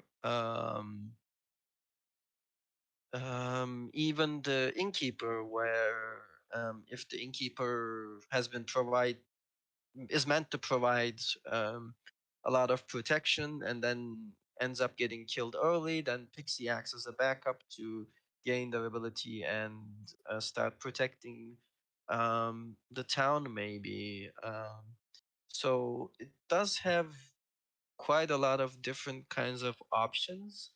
Um, it's just a matter of like, is the pixie being convincing enough, and is that double claim hurting the town, or is it actually gonna help out in the end with the balance of sacrificing one player for the confirmation of another player? So it's when in play acts a lot as an additional way of confirmation or a lot of backup. And when not in play, it acts quite a lot as um, co- providing coverage for the evil team. Where um, I had a one game where the goon and the IRL game that I mentioned, actually, I was bluffing Pixie, and I got lucky that I was bluffing Chambermaid Pixie in the first day, and then I assassinated the chambermaid, and then I told them I was the Pixie chambermaid, and they trusted me for the rest of the game, which led me towards the win. So it provides a little bit of backup, a little bit of extra confirmation, but also on the evil side, a lot of um, coverage and a lot of benefit of doubt to be able to help evil team bluff a little bit better. It quite helps a lot to the minions that might get caught without a bluff, um, or even maybe if you're feeling funky, the pixie can see the spy as either a demon bluff or an out of play role, and um, maybe confirm the spy, but also at the same time, if the spy dies, then there's the sort of the price of pixie gaining a new ability. So I think it fits a quite interesting niche on the script to give both sides a little bit of something to do. Sure. Okay. You mentioned the mayor in there, so let's talk about the mayor. How do you feel about mayor with the zombie? Because that's a little bit funky. That's an interesting interaction. Yeah. Yeah, for sure. The obviously, if we go into a final three situation with the Zombo still alive and the mayor still sober and healthy, then it gives the good team the extra win condition if there is no executions that day. Um, so I think it's quite strong in that regard because generally, usually, the Zambul being alive towards the end of the game can be really strong because they have those two lives. So the mayor sort of provides a little bit of balance where if the Zambul is still alive, you can still get a mayor win and not worry about double tapping the Zambul. But also, like you said, it can be weird when the Zambul is dead and it's a final three situation, and the mayor is in the final three, and maybe Zambul, the entire team, evil team, could be dead and have nothing to do about the mayor win. So if the Zambul has died once and then the minions got executed or something, then it can be a little bit of awkward.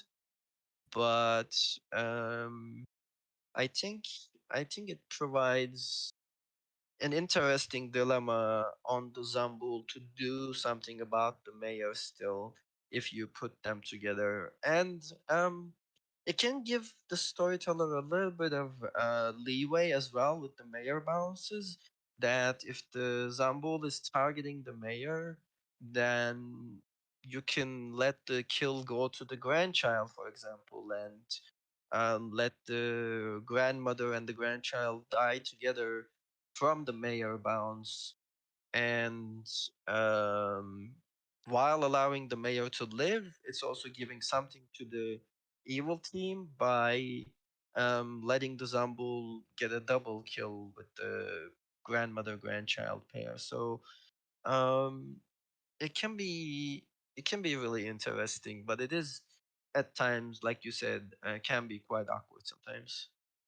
To be fair to the Zombol Mare interaction specifically, that is kind of an aspect of the Zomboul in general. Like, sometimes that just happens. The entire evil team is dead, and there's 4 or 5 good players alive, and evil can do nothing because the entire evil team is dead. They just have to sit back and wait and hope that good cannibalizes themselves. And I think that having a mayor on a Zomboul script is it just creates a specific version of that, but that is something that is already inherent to the Zomboul, and the fact that its ability is to be dead without actually being dead. So I don't think it's necessarily more of a problem just because there's a mayor there.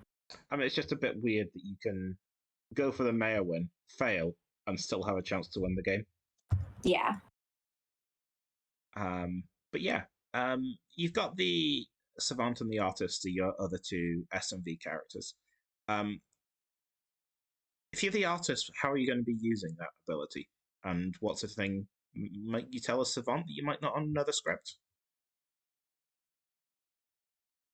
I've seen quite a lot of creative artist plays on the scripts, which I find interesting. I've seen some artists ask if there is a sober and healthy lycanthrope, for example, because lycanthrope can be so strong, and if they get a yes or a no based on that, they can blow up demon's bluff. For example, if the demon is trying to bluff lycanthrope and the artist gets a no, then they look into the ways that artist information might be wrong, and if they can't find anything, then they might execute the player bluffing lycanthrope. So I've seen quite a lot of creative artist plays in this script, to the point of even like reconsidering if there is another version in the future, to see if artists might get back to be swapped out with something like a seamstress or something. But I also kind of like the creativity that it allows the players to do. Like that lycanthrope question is very powerful. Or they might ask if the lunatic is real. Sometimes the demons tend to, um, as part of lunatics, because of lunatics' ability, demons tend to think um, they might be the lunatic, and they might start bluffing lunatic. And artists can put a lot of answers to those types of questions by asking if there is a lunatic in the game, and it might blow up uh, the the cover of a demon bluffing lunatic, or even a godfather that knows there's no lunatic that's bluffing lunatic. There's quite a lot of interesting things you can do. Um, Obviously, to counter that, there's quite a lot of characters that might be giving a little bit of cover to the evil team. Like if they're asking about a good character, a spy might misregister for that. Or if they're asking about whether specific sets of people are the demons, then the Zambul could give a cover for that by just there could be a demon there, but they might be Zambul that you need to tap twice. Um, there is quite a lot of things that you can do with the artist here, but there is quite a lot of things you can do as the storyteller, as the evil team, like if possible, making them the marionette, or um, if there's a puzzle master, puzzle drunking stuff. So uh, I think artist is very interesting here for sure, to the point of maybe it's too strong and maybe it might need to be reconsidered. But I still like the characters that sort of give a lot of creativity to the players. So I like the artist here for that reason, and I might still consider it in the future. About the savant, savant can definitely be um, difficult on the script sometimes, where I've particularly seen Zambo Savant to be a tough combo. where you might need to create over 5 days of savant info.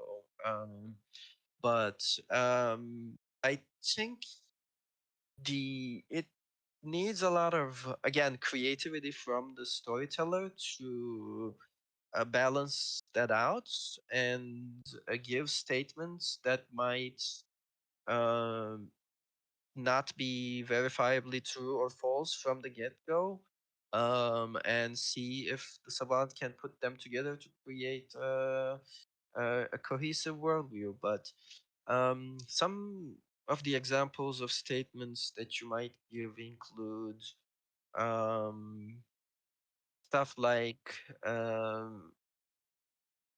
marionette, and whether or not it exists in the game, or whether or not some people might be the marionettes, or if a particular set of players are drunk or poisoned by a sailor or puzzle master, or Nodashi or Rigor Mortis, or whether or not the extra kill was a spy kill, or sorry, assassin kill, or a godfather kill, or whether or not cannibal is poisoned from the evil player or from the another ability.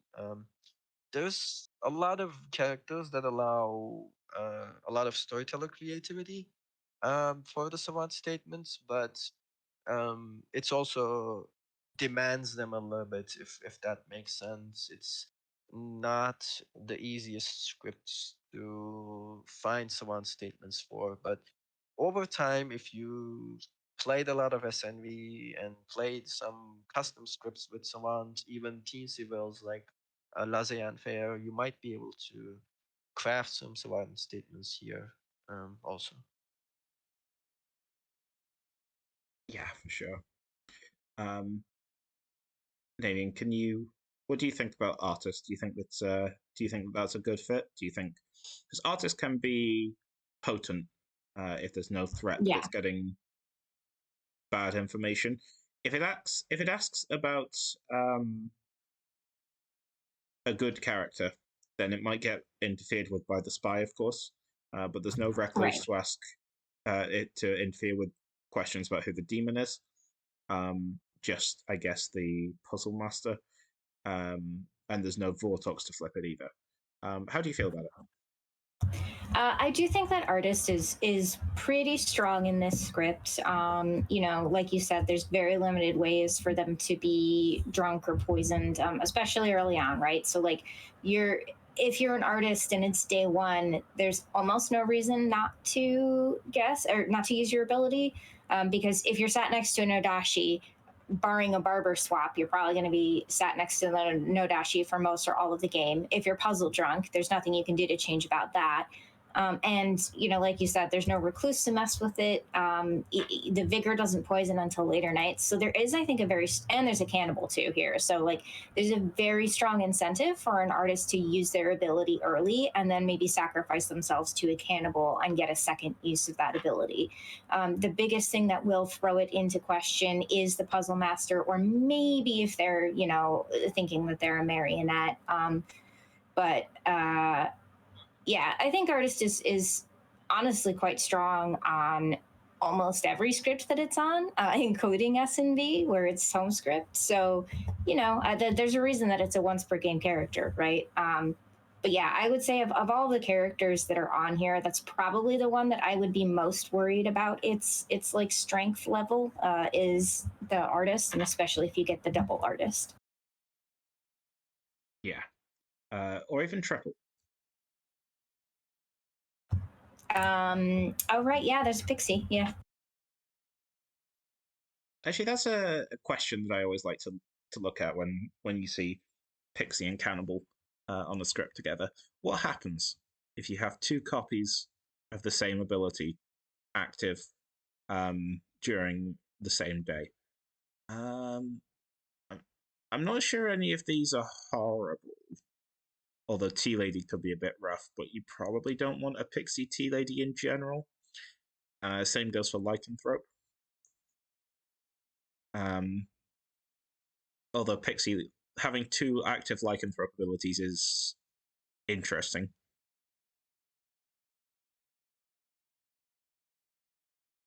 Yeah. Do you mean like from the cannibal gaining the pixie ability and then learning about No, something and then gaining that? No, so you execute a character. The cannibal gains the ability, but also that character just dies, so the pixie also gains the ability. Ah, right. Okay. But yeah, I don't think there's anything on the script that's too horrible to have two copies of the ability on. Some of them are stronger than others. You know, I think that's basically fine. Yeah.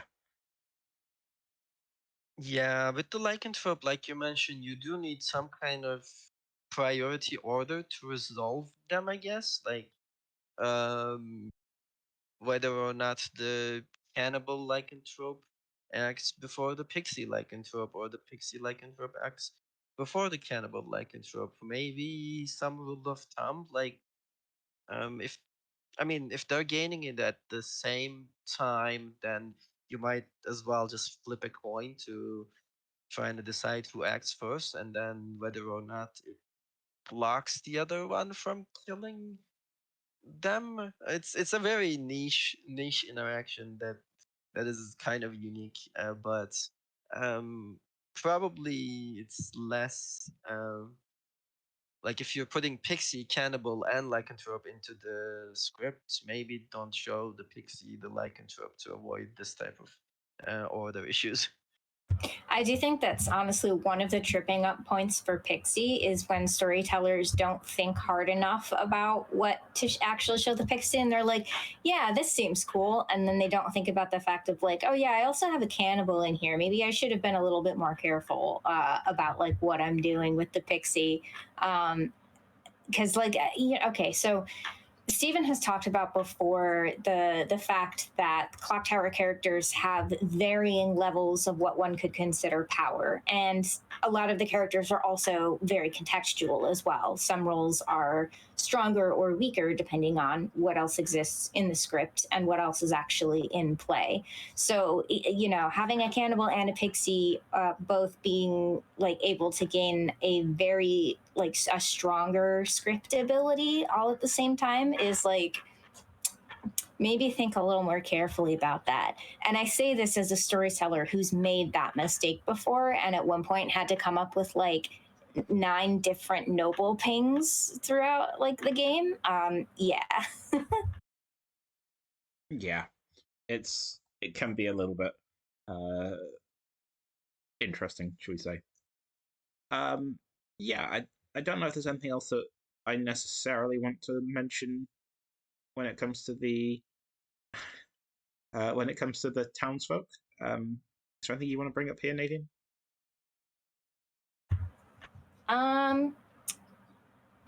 Nothing in particular that we haven't really talked about already, I don't think. Yeah.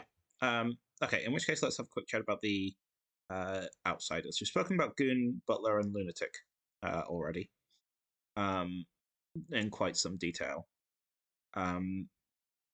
Maybe not Butler, Barber. Sorry, Morlock, there's no Butler on the script.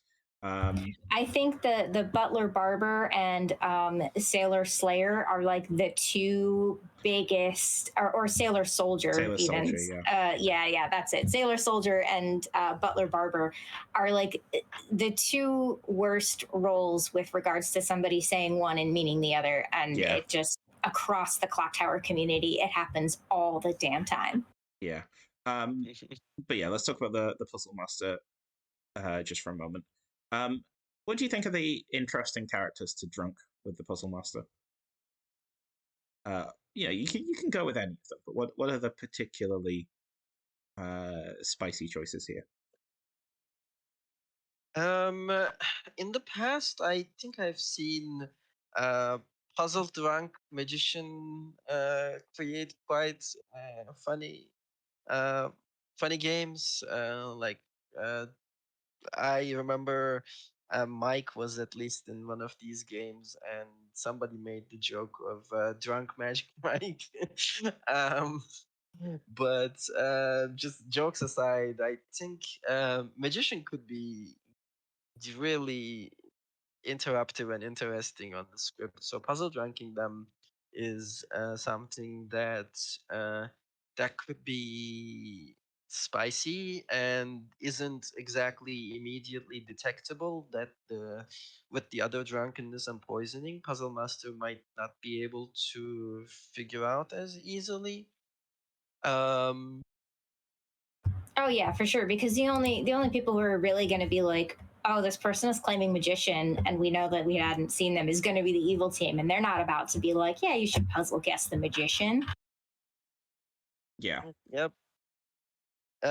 Based on the seating order, I mean, Tea Lady generally can be quite strong. So if the Tea Lady is sitting next to good players, two good players, puzzle ranking them could make the puzzle master quite a lot of outsidery. And if the Tea Lady neighbors are dying, then they might look evil. Although with the puzzle master in the game, Tea Lady might be like, "Hey, guess me and see what happens." Then it could be solved. So it's a spicy choice for sure, but it could blow up quite easily. So something to keep in mind. Um, a lot of mechanical rules like the tea lady, where you can see the effect of the drunkenness, um, is um, is quite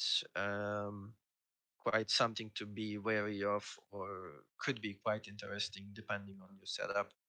Um, I've seen a lot of puzzle drinking of cannibal, which is interesting. I think the a lot of storytellers' logic behind is that cannibal might be poisoned like a couple of days if the evil gets executed. So just throwing the puzzle drunkenness in there might hide it a little bit.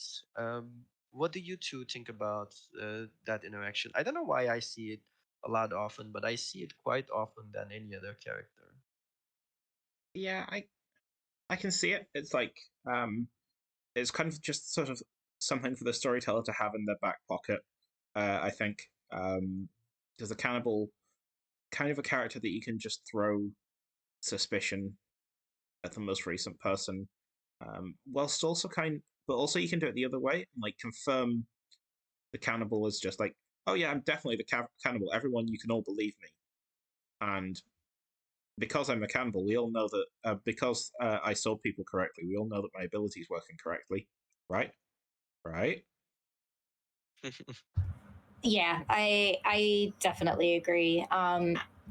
The the cannibal sort of has, it's got its own inbuilt like question ability on it, right? The fact that they're poisoned when they eat an evil player, and therefore will generally be given, whatever evil player happens to be bluffing while they're poisoned. So I do think that, though, that like confirming the cannibal but then screwing with their information anyway, it can be really strong in a good way. Yeah. I think that the Tea Lady is a really interesting one. Um, Personally, I think that can throw suspicion in interesting ways. Innkeeper is a bit of a unusual choice that could either have a very interesting effect on the game or absolutely no effect on the game whatsoever. Yeah, for sure.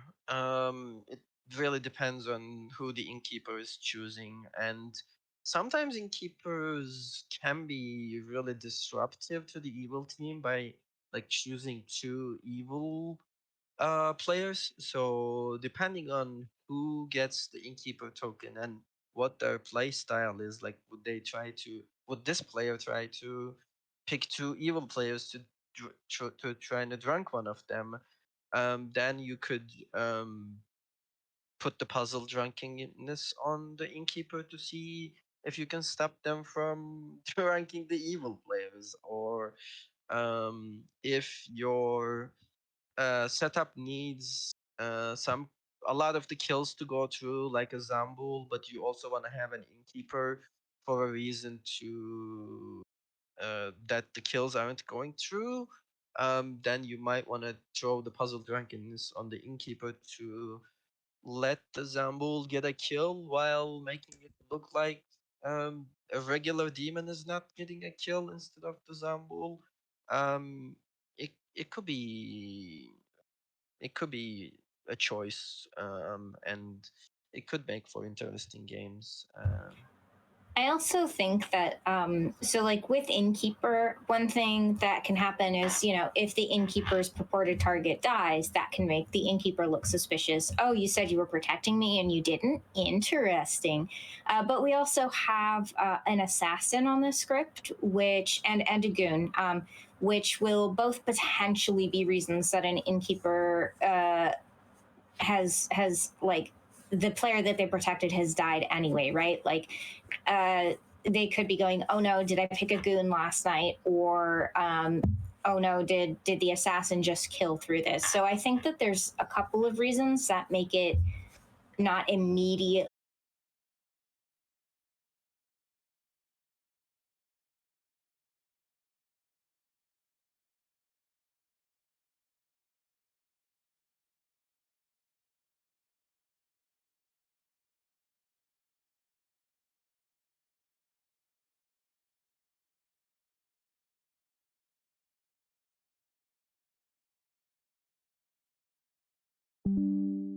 Okay, sorry about that. I think we just had a momentary blip, but we're fine now.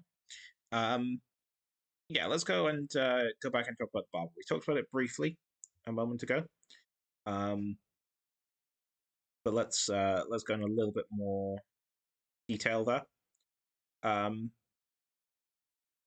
What are some interesting things that you can do with the barber? That we spoke about it with the lunatic, but let's set that to one side for the moment. As the evil team, you know, I know that you mentioned this again, Nadian. What interesting things would you be wanting to do with the barber here? So aside from what I talked about earlier, which is you know, just moving evil players around. I also think a really fun thing to do with a marionette is to swap a marionette with a good player. Sure. And then you have an evil version of like an actual like townsfolk, probably, but maybe outsider ability. And then you have basically inserted a drunk into the townsfolk. Sure.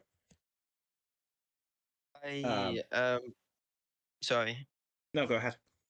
I ran this on Patter's stream once, and that's exactly what the demon did on that game. They killed the barber and then swapped the marionette grandmother that they were neighboring with the mathematician, and we ended up with an evil mathematician and a marionette grandmother that I showed the evil mathematician too as the mathematician after the barber swap, because they were sort of confirming each other but sort of not at the same time, because one was evil and the grandmother cannot actually see the evil players, but evil or marionette grandmother can. So that's definitely an interesting play that you can do with the barber. Sure. Yeah. That is a fun one, yeah. Yeah. Creating good marionettes in general is a spicy choice, Nadine. Yeah. You can also cycle the assassin a little bit. Yeah, you could definitely do that. Your assassin's already gone, swap them with your other minion, get that assassin back. Or if you want to do something really, really spicy, make a good player an assassin. Oh dear. And then hope that they trust you and won't kill you. And hope for the best. In a one minion game, you don't necessarily need to swap your minions. You swap yourself and the assassin and get that extra kill. Barber is actually kind of True, deadly yeah. in that context if you've had a 2-kill night before.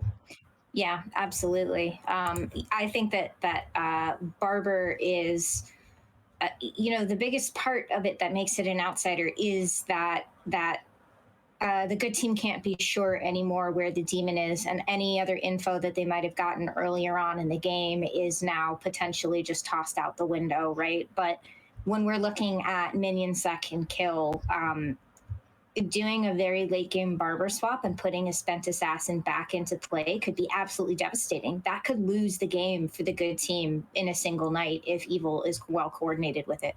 Yeah. Um, Yeah. Sorry.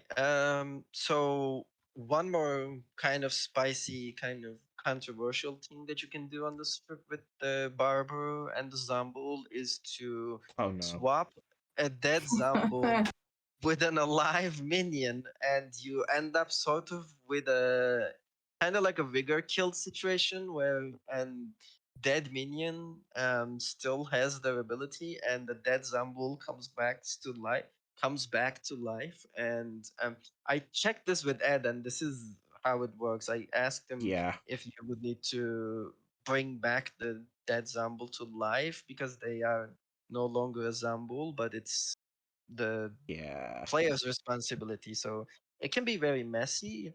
So be very careful running the script with that specific interaction. But it is very spicy. Thanks, Ekin. I hate it. I do want to say too, I think there's a question of like, so when you do that, that's a new instance of the Zambul, right? Which means that the now living again Zambul has 2 lives. And I think that is certainly a way to run it. And rules as written, that is how it would be run. Is that this now living again Zambul has like a double life. But I will put this into consideration for a house rule to help combat the problematicness of that, which is you could choose the house rule that if a Zambul becomes like living again via that Barber swap, that their first life is sort of almost like the Fangus global token. Like this might be a new instance of the Zambul, but a Zambul in this game has already used their first life, and therefore like killing the living Zambul again is just going to kill it for real. I think that is a potential house rule that people could consider using, depending on how they feel about the Zambul Barber thing. Yeah. I mean, no need to make the Zambul any more sad. It's already the demon that's not going to kill anyone. That's also fair, yeah. Yeah, sorry, go ahead. Yeah, no, go. When I checked with Ed, his reaction was like, Zambul is weak on its own. I think any kind of buff can help. But also, I mean, it can be strong on the script. So it really is a matter of like being considerate and checking the game state and making a ruling for your game for sure. Um, One more fun interaction that I want to mention before we wrap up that part of Barber is to again kind of exploitable and game. It could be game breaking, but you can swap an evil goon with a barber, with a townsfolk, and then get Oh a no. second goon that you can turn again, which breaks and requires a spirit of ivory technically on the script to not have Yeah. +2 evils, but it is something to be very careful about You can and consider. you can have that in theory, but of course in practice the goon has already been executed and made the cannibal evil. Yes. Okay. Is there anything else to talk about for our good team, or is it over to the baddies now? Cool. We can probably move on. Yep. Let's jump straight to the marionette. I asked you earlier, both of you, what you thought about good Puzzle Master and Pixie targets, but are there any characters that you would prefer not to make the marionette? Like you got a choice of 2 good characters. Which one do you think you're gonna leave alone where possible? Aside from, well, we'll talk about. I guess marionette lunatic is a question in its own right, but we'll leave that aside for now. I would probably avoid a sailor if I could. Sure. Like the problem with sailor is that they're going to want to test themselves, and if you don't tell them that they're the marionette or whatever, either because you just couldn't get to them or because they're a player who doesn't like knowing or whatever, and they have coincidentally picked an evil player on the night that they go to test themselves, it ends up potentially quite like strongly harming their own team in a way that is going to feel bad, I think. Yeah. What do you think, Ekin? Yeah, I definitely agree with Navian on the sailor. Everybody else, I think, are mostly okay, except if I could, I would try to avoid an outsider um, marionette. I mean, you mentioned lunatic marionette is very weird, but like a goon or a barber or even a puzzle master marionette could also be um, interesting. But sometimes the tokens fall that way, and there is no recluse on the script as you mentioned to give you a little bit of flexibility on where the marionette goes.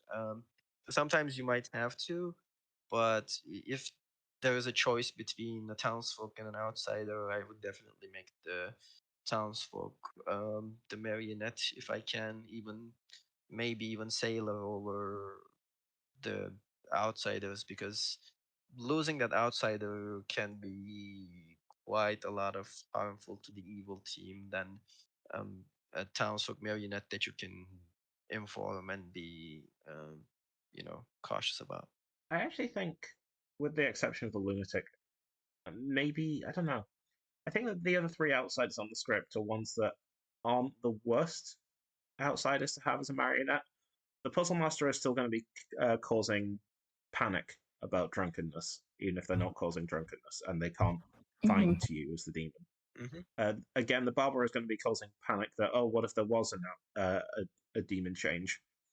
And the goon can't turn evil, but also you don't expect the goon to die in the night, so it makes sense that the goon survives for a while. So I don't think they're the worst choices, but yeah, generally speaking, townsfolk make better marionettes. I think that sometimes like the threat of drunkenness or poisoning is just as strong as the actual presence of it. And same with the barber swap, right? The threat of a barber swap having happened is frequently like that's where the true strength is in the fact that, well, a barber has died and isn't claiming to have changed characters and nobody else is, which means we have to decide whether we think evil used it or not. And that's true whether Barber is a marionette or not. So yeah, I do agree that like these are maybe not like the worst outsiders to get, to be marionettes, but like definitely always avoid outsiders where you can. Yeah. Okay. Just going off topic.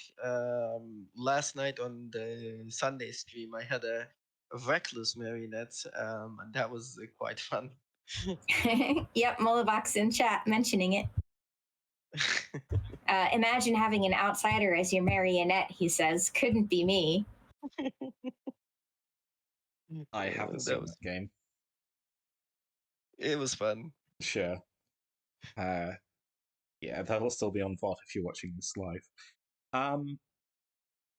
Yeah, we spoke about the Godfather and the Assassin in combination with the grandmother.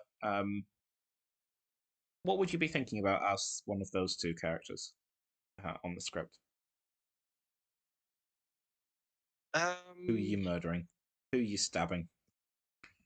If for the assassin, I think I would first things first check with my demon to see if they're a Zumble, because I definitely want to cover a night where they're not getting a kill, more than even like who I'm murdering with. But of course, if I can lock a goon evil with my assassin ability, that's definitely could be useful.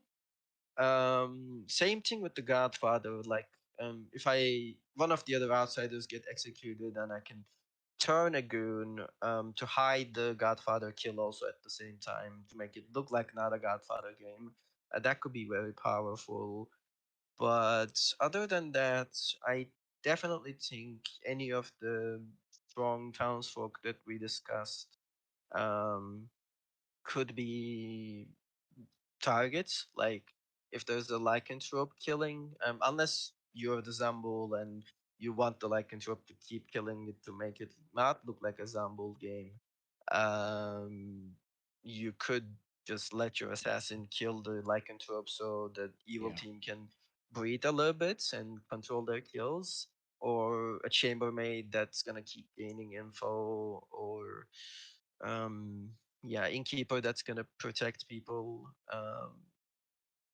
or even you can kill the barber to give your evil team a second shot at like another assassin ability, or change things around, change your spy with the Nodashi and move the poison elsewhere. It could be very spicy. That is a fun thing to do with an Odashi. I think if I were a Godfather or an Assassin, but especially Assassin, because Assassin has a bit more flexibility with who they can kill, right? Like a Godfather might change a goon, but they are probably not going to kill them. But so I would definitely be looking for potential problem townsfolk.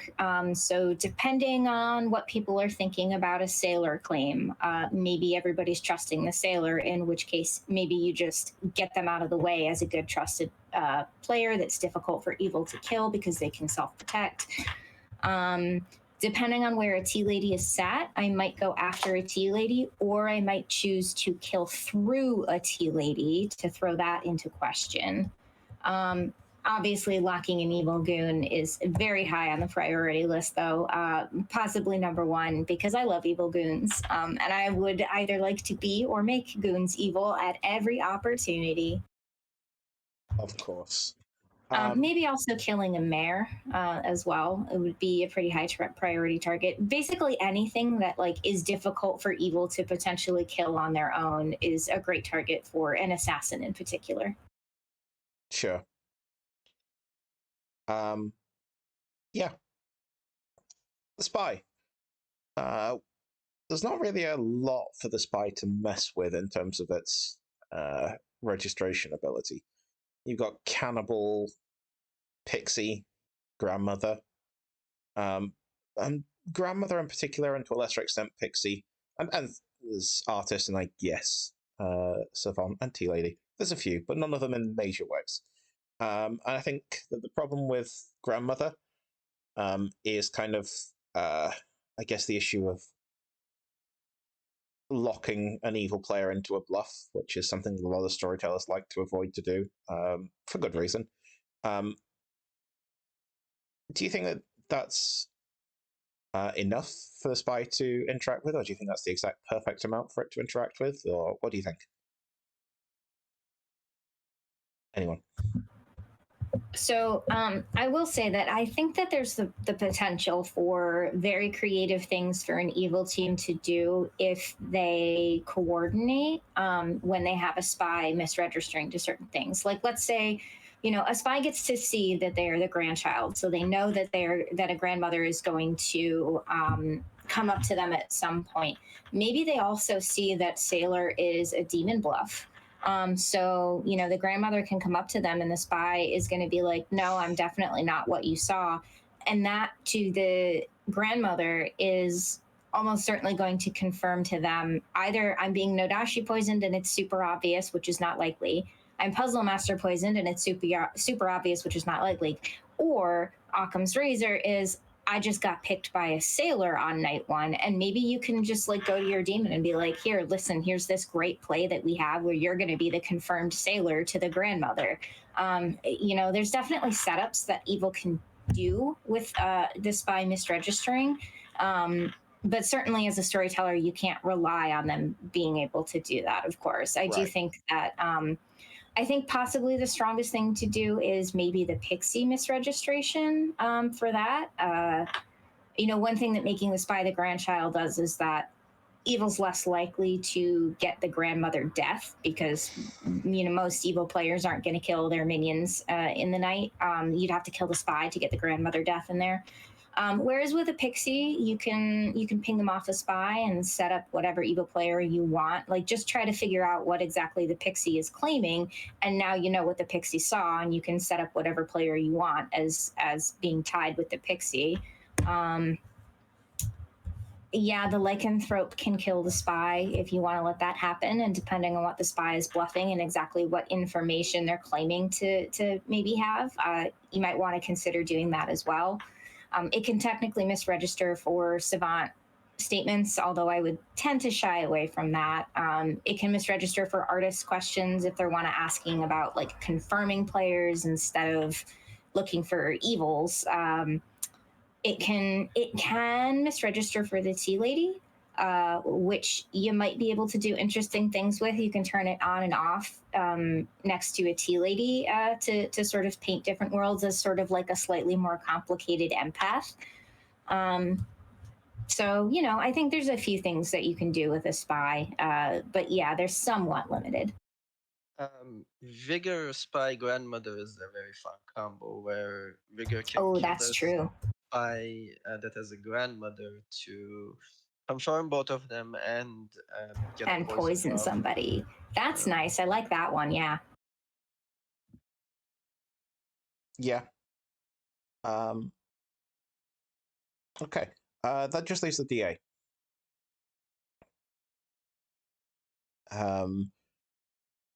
The DA came onto the script to replace, in a sense, the leech to, I guess, hide the tea lady and sailor a little bit, but also, unlike leech, it can feed a zombie. What other interesting things can you do with it? Turn the goon evil, of course. Bluff as a tea lady. What are you thinking? What do you think thoughts behind DA, or is it just as simple as nom nom zumble time? Sorry, go ahead, Navian.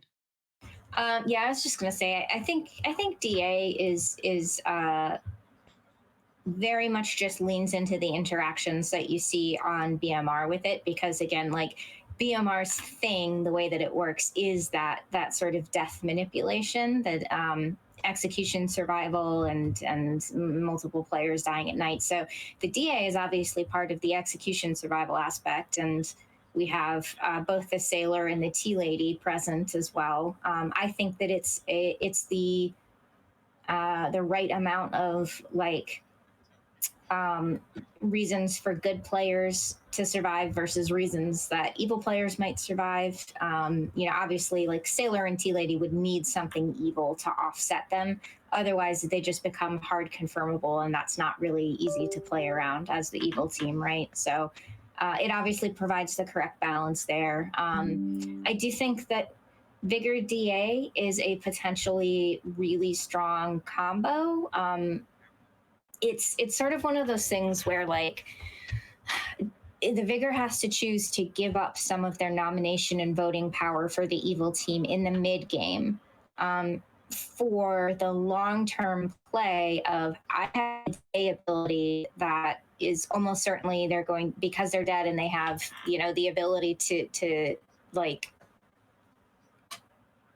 do their timing without worry about being executed and not having it right or whatever. Like they can work their timing much better to significantly increase the odds that the demon is going to be protected on the final day, especially if when you're getting into the late game you sort of know where your potential minefields are there, right? You will have gotten the sailor claims and the innkeeper claims, and hopefully once you get into that extremely late game have already taken care of them, either by getting them executed or just killing them in the night, so that nothing there is going to potentially throw you off, and then you can just Vigor kill DA your way to a win on the final day, and executions can't stop you.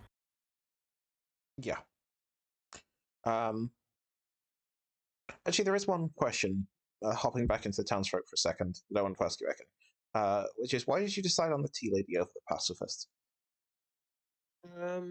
That's a really good question. And I do think like this one of the three things that going into future that I might want to test back a little bit. Like pacifist was on the earlier version of the script, and like if I want to reduce the town um power a little bit, I could see a tea lady getting replaced by a pacifist, but mostly because the in this version the reason why the pacifist is not here and the tea lady is because pacifists tend to get like a really bad rep already. They Some people say it's an outsider, some people say it's not very strong, and it doesn't give a whole lot of creativity to the players. It's a lot of storyteller based, social reading, meta reading kind of ability. Whereas Tea Lady is a good counter to the Devil's Advocate, where either a Devil's Advocate could bluff a Tea Lady, or Tea Lady could be sussed out as being the Devil's Advocate a lot of the times. So I think it's just a matter of like trying to give some breathing room to the poor pacifist, but also give a little bit more player agency. Um, However, one more thing to consider with the Tea Lady is that they protect in the night as well. If both of their neighbors are good, so it's a good counter to the lycanthrope as well. It adds one more reason why the lycanthrope kills might not go through, which again, you could establish that trust, but also it can be a distrust where if the lycanthrope is attacking a tea lady neighbor and that tea lady neighbor is not dying, then tea lady can say, hey, that's, from my ability. But then the lycanthrope can say, is it, or is it that you are the DA and you're both evil sitting next to each other somehow and I am being bamboozled or something? Just adds a little bit more a distrust slash trust chain that could be create interesting plays, if Sure, that makes sense. sure. Um, awesome. In that case, let's have a quick chat about these three demons: the Nodashi, the Zombul, and the Vigor Mortis. We've spoken about why they're all chosen. Um, in particular, the Zombul and the Vigor Mortis. Uh, go over the Nodashi real quick. What interesting things are you aiming to do with the Nodashi here?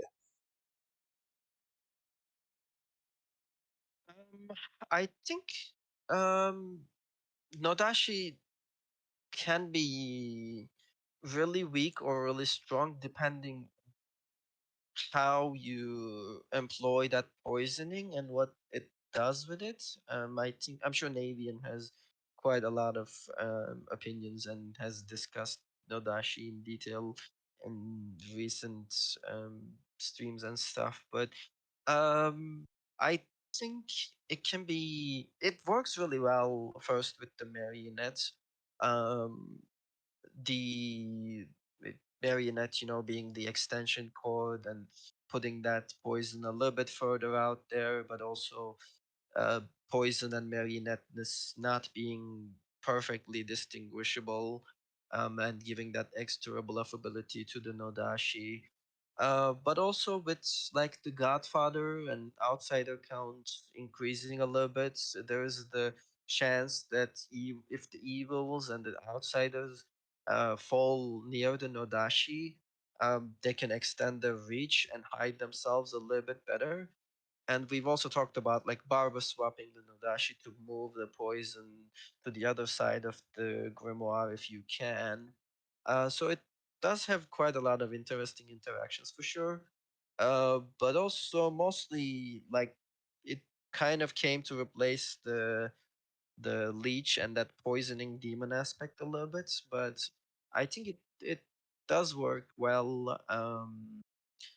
In this script to trying to add a little bit of misinformation, a little bit of missed mechanical interactions, and trying to as the storyteller, you should try to do your best to um, hide that poison if you can and make it not so obvious, then try to make it subtle so that Nodashi can do it a little bit.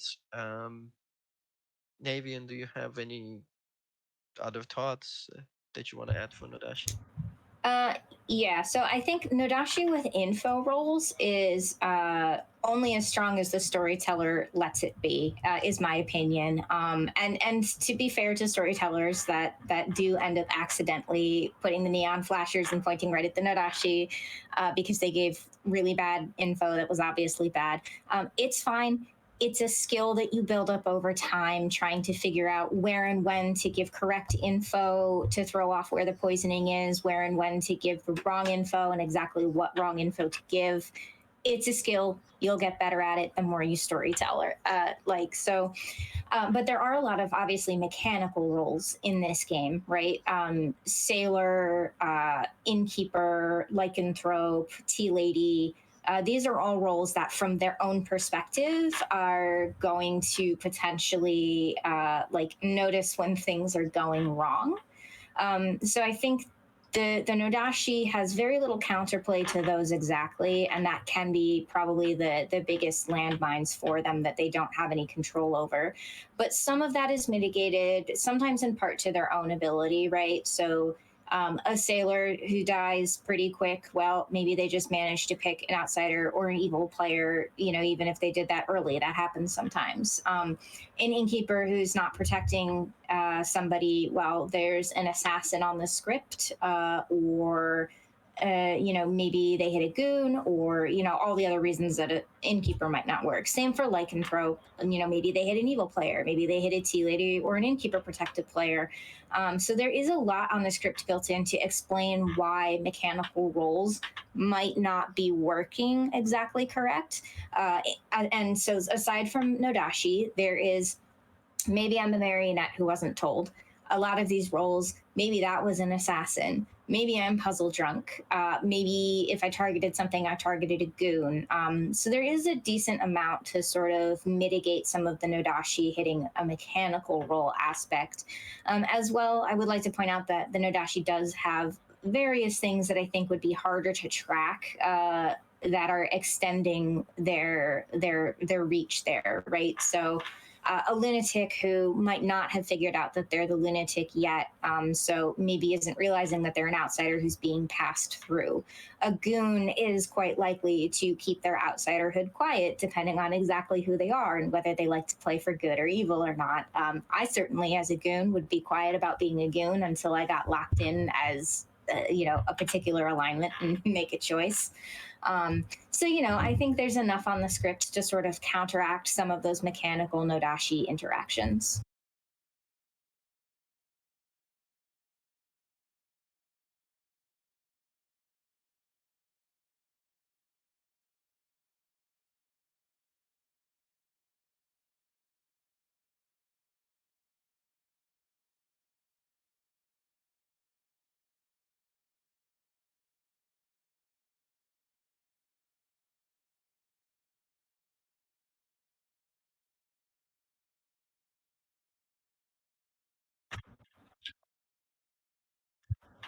So I believe Ekin rules this the same way, but the way that I look at that interaction is the marionette's real ability is that you think you are a good character. It is not that you always wake up as this character, it's that you think you are.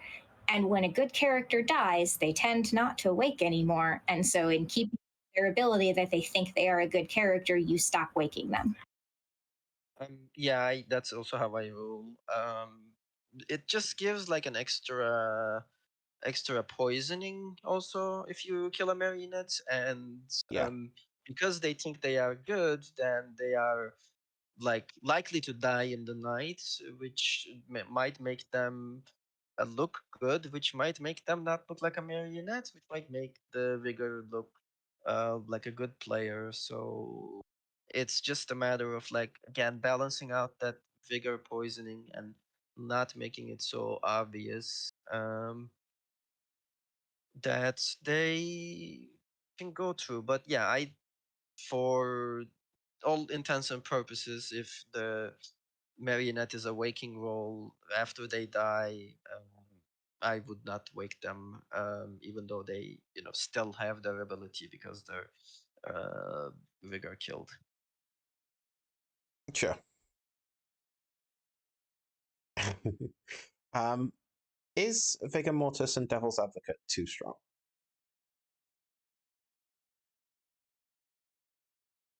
I think it's fairly strong, but I think it buffs up a vigor a little bit, having the DA on this script. A lot of these demons, people tend to look at them and say, hey, these are not really strong demons. Why are they on this script? And do you just like torturing your evil teams, giving them these weak minions and stuff? But I think in combination with how they work together and how they work with these minions, I think the script tends to make the three demons that people think of as weak a little bit stronger here on the script. Like Vigor Kill Devil's Advocate can be very powerful for sure, but there's also a lot of counters on the script to make that a little bit more balanced. Like Lycanthrope might not allow the Vigor to kill their DA, or Innkeeper might protect the minion to not allow the Vigor to uh, kill their DA, or there could be a magician and they might not be able to coordinate as well. Even though they can just safely kill them, even if they're the magician, maybe it delays the DA um, getting vigored a little bit to give town time to be able to execute that DA and catch them out of their sink to be able to kill them before they get vigored. I think it's strong, but I think it is balanced with the fact that Vigor has the -1 outsider counter, and it's balanced by the rest of the counter plays that the town has available to them on the script. That I think it is okay. It can be strong and it can lead to sometimes unfun games, but Tiller, you can avoid those and types of setups and make sure that that doesn't happen. I mean, yeah, I think a lot of the answer there is just as a storyteller, pay attention to what you're putting into play together. And I think that's true of all scripts, especially customs. And there's nothing wrong with that being the answer. Sure. How about Vig Assassin's another pretty potent combo? Yeah, the assassin can just sit on their ability until the good team gets to like the end of the game, and doesn't think like they're like, oh, we have 4 players alive. We think that there's not 3 evils alive, so let's go to sleep, and then they lose. Obviously, it has all the same counters that Ekin just mentioned for DA. Yeah. Yeah, definitely. Well, to be fair with an assassin, all the things that could have prevented the Nodashi DA thing from, or sorry, not Nodashi, the Vigor DA thing from working out is the assassin can kill through a lot of those. So, like, an Innkeeper can't stop that from happening. A Lycanthrope can't stop 2 deaths from happening. So, there's that. That's true, but at that point, there's no, like, you don't gain the benefit of Vigging the assassin.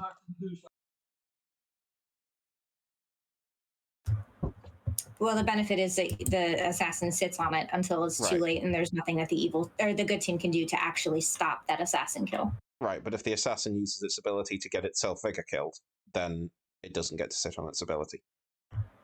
Yeah. Yeah. Yes, it does, Jeff or Diane. But we'll talk about that later.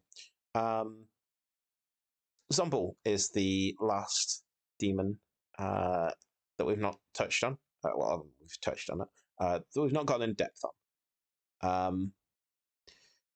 The characters that can feed a Zombul here are Sailor, Tea-Lady, and Devil's Advocate. Ekin, in your experience, how many kills do Zombuls tend to get a game on the script?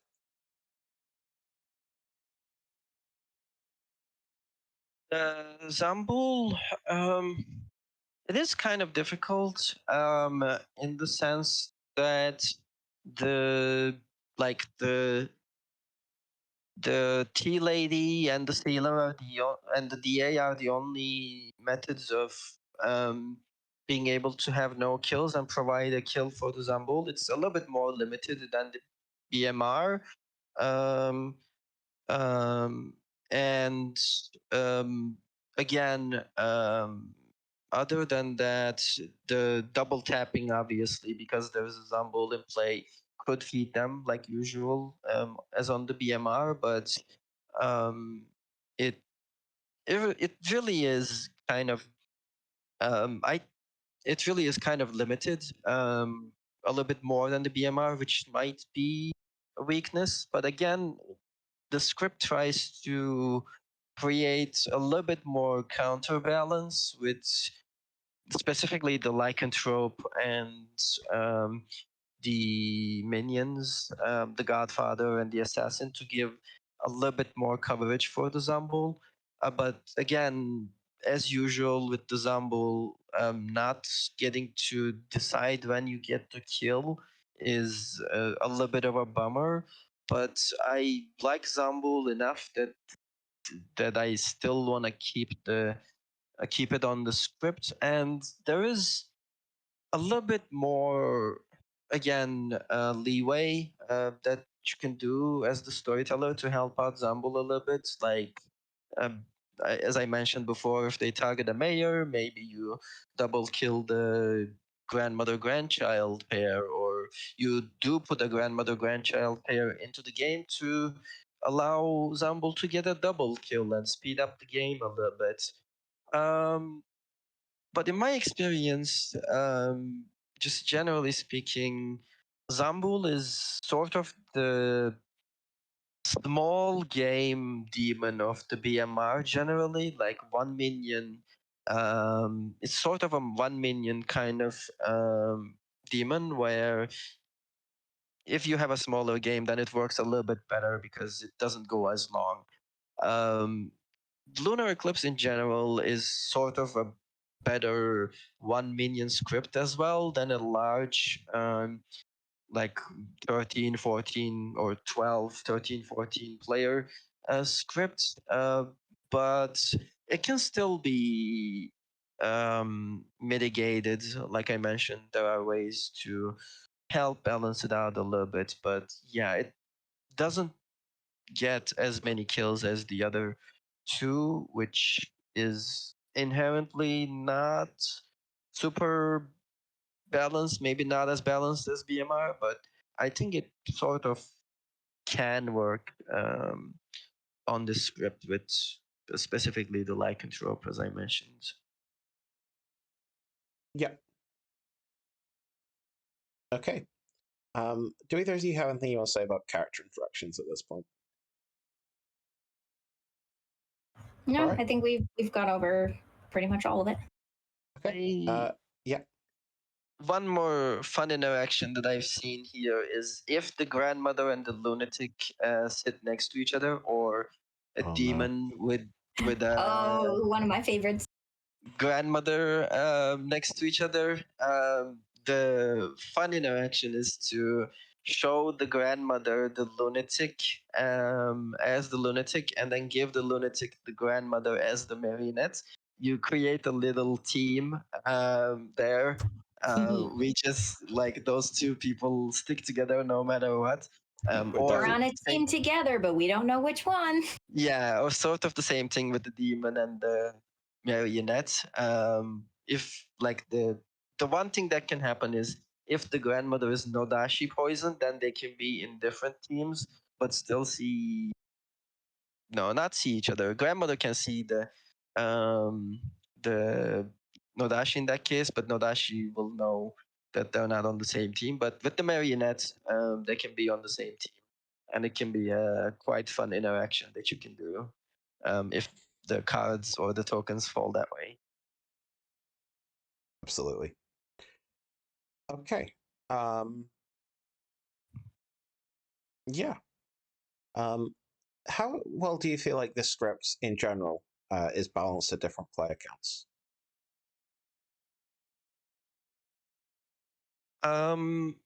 As I mentioned just now, it works really well as a small game script. It can get wonky and a little bit less balanced in the higher player count ranges, and most of our tests have been around like 8 to 12 player counts. But I have ran a couple of like 3 minion games, and sometimes it went okay and sometimes it didn't go as well, and it got ended on day 3 or something because of some Nodashi got caught, or just sheer luck maybe that the evil team was reading socially evil or something. I do think it's definitely a better 1 minion script, but it can work at the higher player counts. But you just have to be very careful with the wonky interactions and the complications that come from adding all of those characters into the bag together.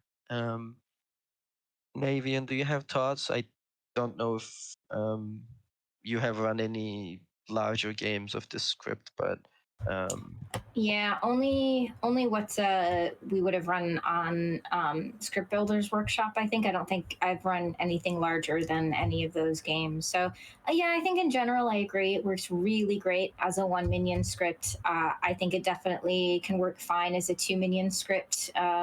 With storytellers just again paying a little bit of attention to sort of some of the things that they put in play.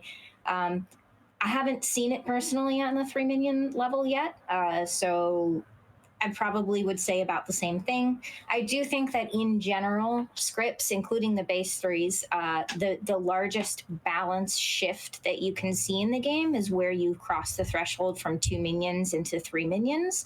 And I think that when scripts have weaknesses, that is an area where you're going to see them really tending to come out is when you hit the 3 minion count. But, you know, some scripts are just sort of generally better for small to medium sized games, and I think that's fine. I think this is a great script for small and medium sized games for sure. Absolutely. Okay. In which case, let's start to wrap things up. But before that, Ekin, you're playing the game. You sat down. You've put your hand in the token bag, and you get a quick glimpse at your character, and it is blue. What do you want it to be, and what are you going to do with it? If I'm getting a blue character here, I am probably hoping for something like the Savant, where I can get a lot of info and try and world build, because I like that puzzle aspect of it a lot. Although, like I mentioned, it can be difficult with something like Zambul. So I'm maybe hoping for not going through 7 days worth of Savant info.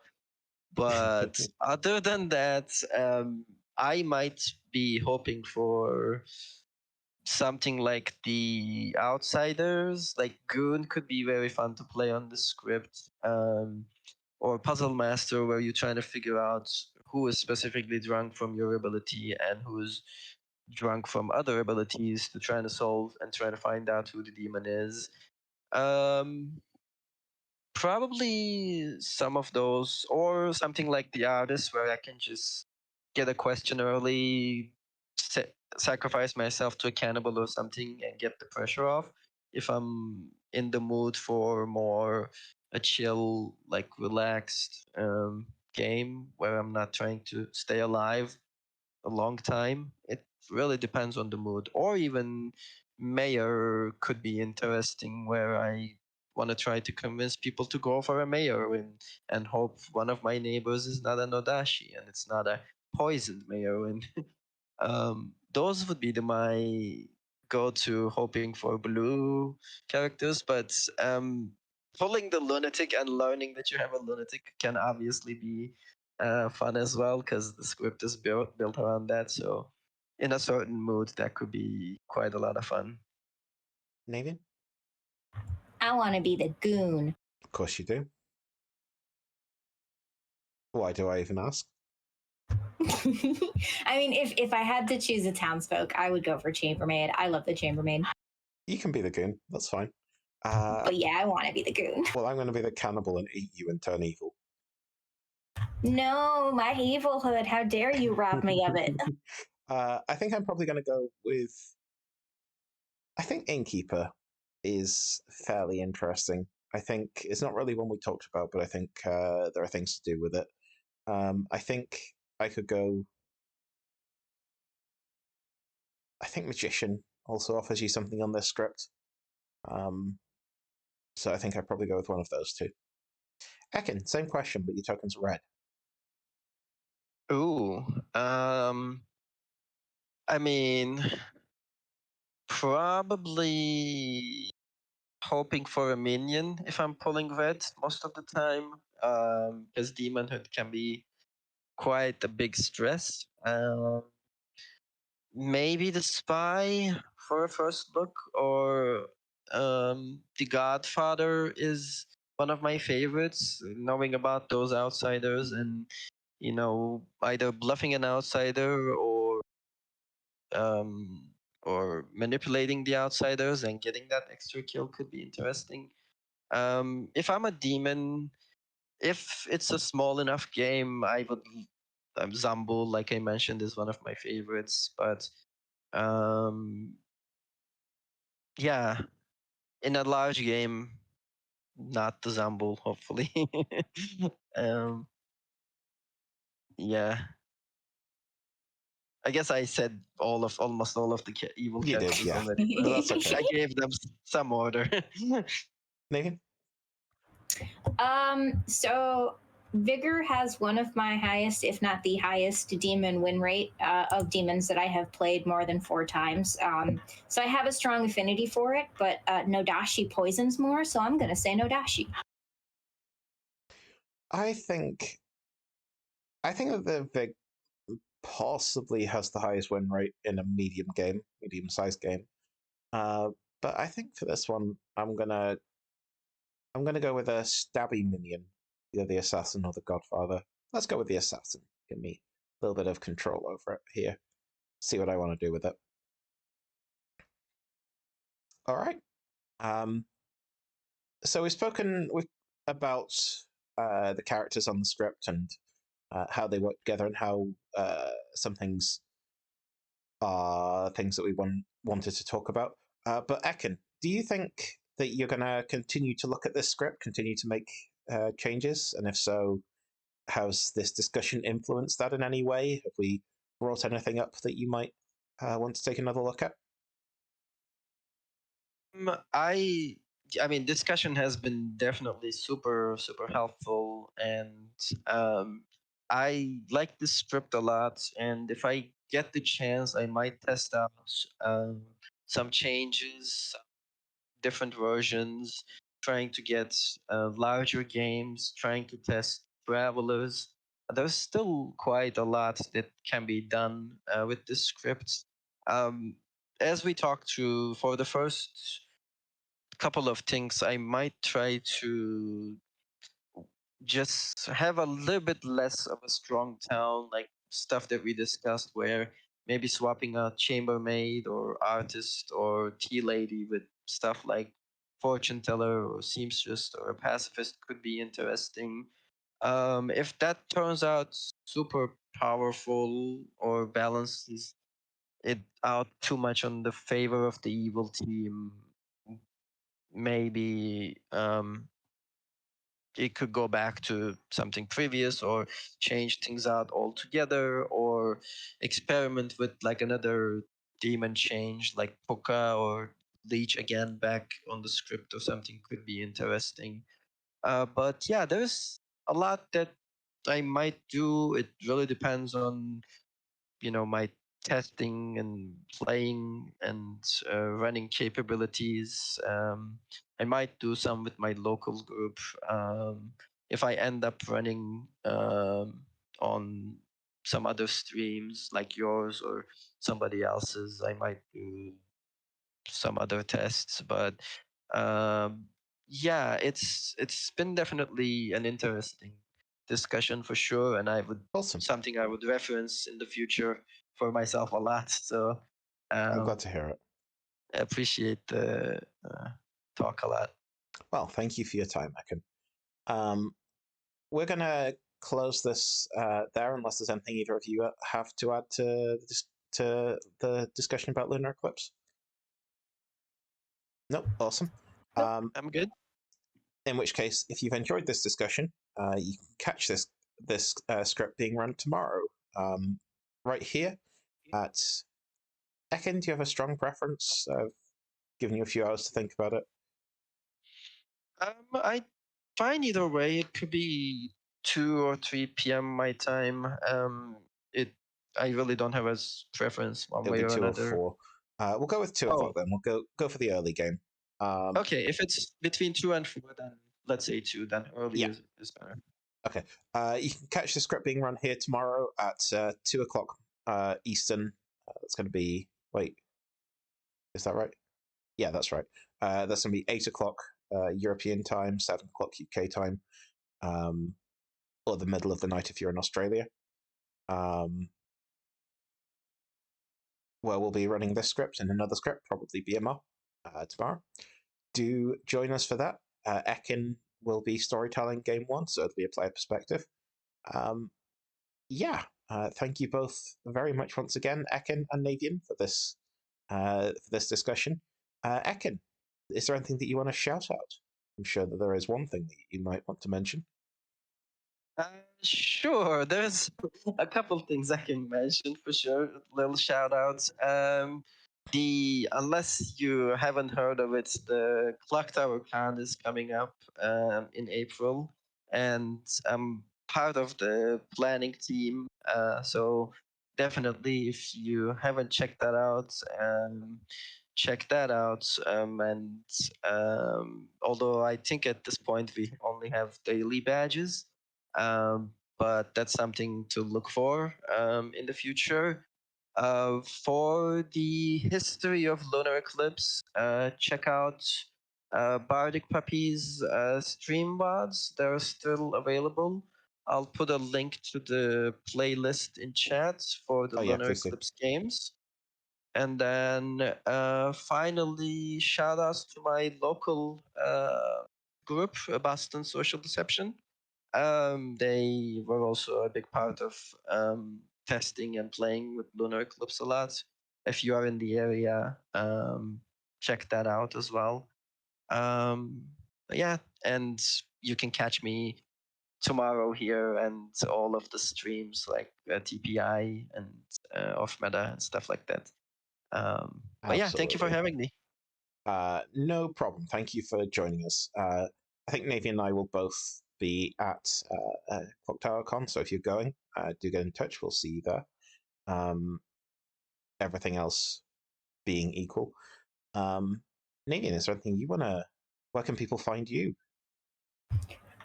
So Friday for Connecticut Blood on the Clock Tower on Twitch at 8 p.m. Eastern. We are currently doing some fundraising for helping get my co-storyteller tomato friend Demeta.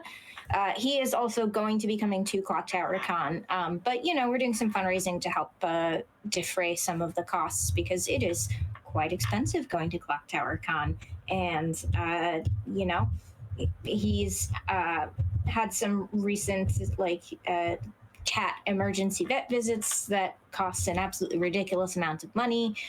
So that really kind of puts a strain on the budget. So if you feel like helping us out there, just go watch us and maybe send us a tip or two. We will also be doing our own fundraising because it, like you say, same reason. Yeah, same reason. It cost me expensive $800, $800 to $900 on flights for me. So I would appreciate some support on that, but we'll give you some more details on that in due course. And you are going to get something for it. That's all I can say at this time. But yeah, join Navian and Demeda on Fridays. It'll be they put out consistently good Clock Tower content. I unfortunately can't join them or catch it live most of the time, but it's still well worth your time if you're able to. And hopefully you'll be back with me on Mondays and Fridays. Sorry, Tuesdays and Fridays in the foreseeable future. And you'll be here in 2 weeks for whoever we end up talking to then.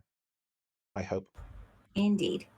I'm around right here every every other Monday, every Tuesday, every Friday, and every Sunday, unless for whatever reason I'm not, in which case I'm not. But yeah, we'll have some Clock Tower on most of those days, Clock Tower adjacent content on most of those days, but the board games on Fridays. It'll be fun. But for now, have a great week. We will see you again tomorrow. Take care. And thank you once again, Ekin and Navian. It's been fun. Thank you very much. Good night, chat. Bye. Good night. Thank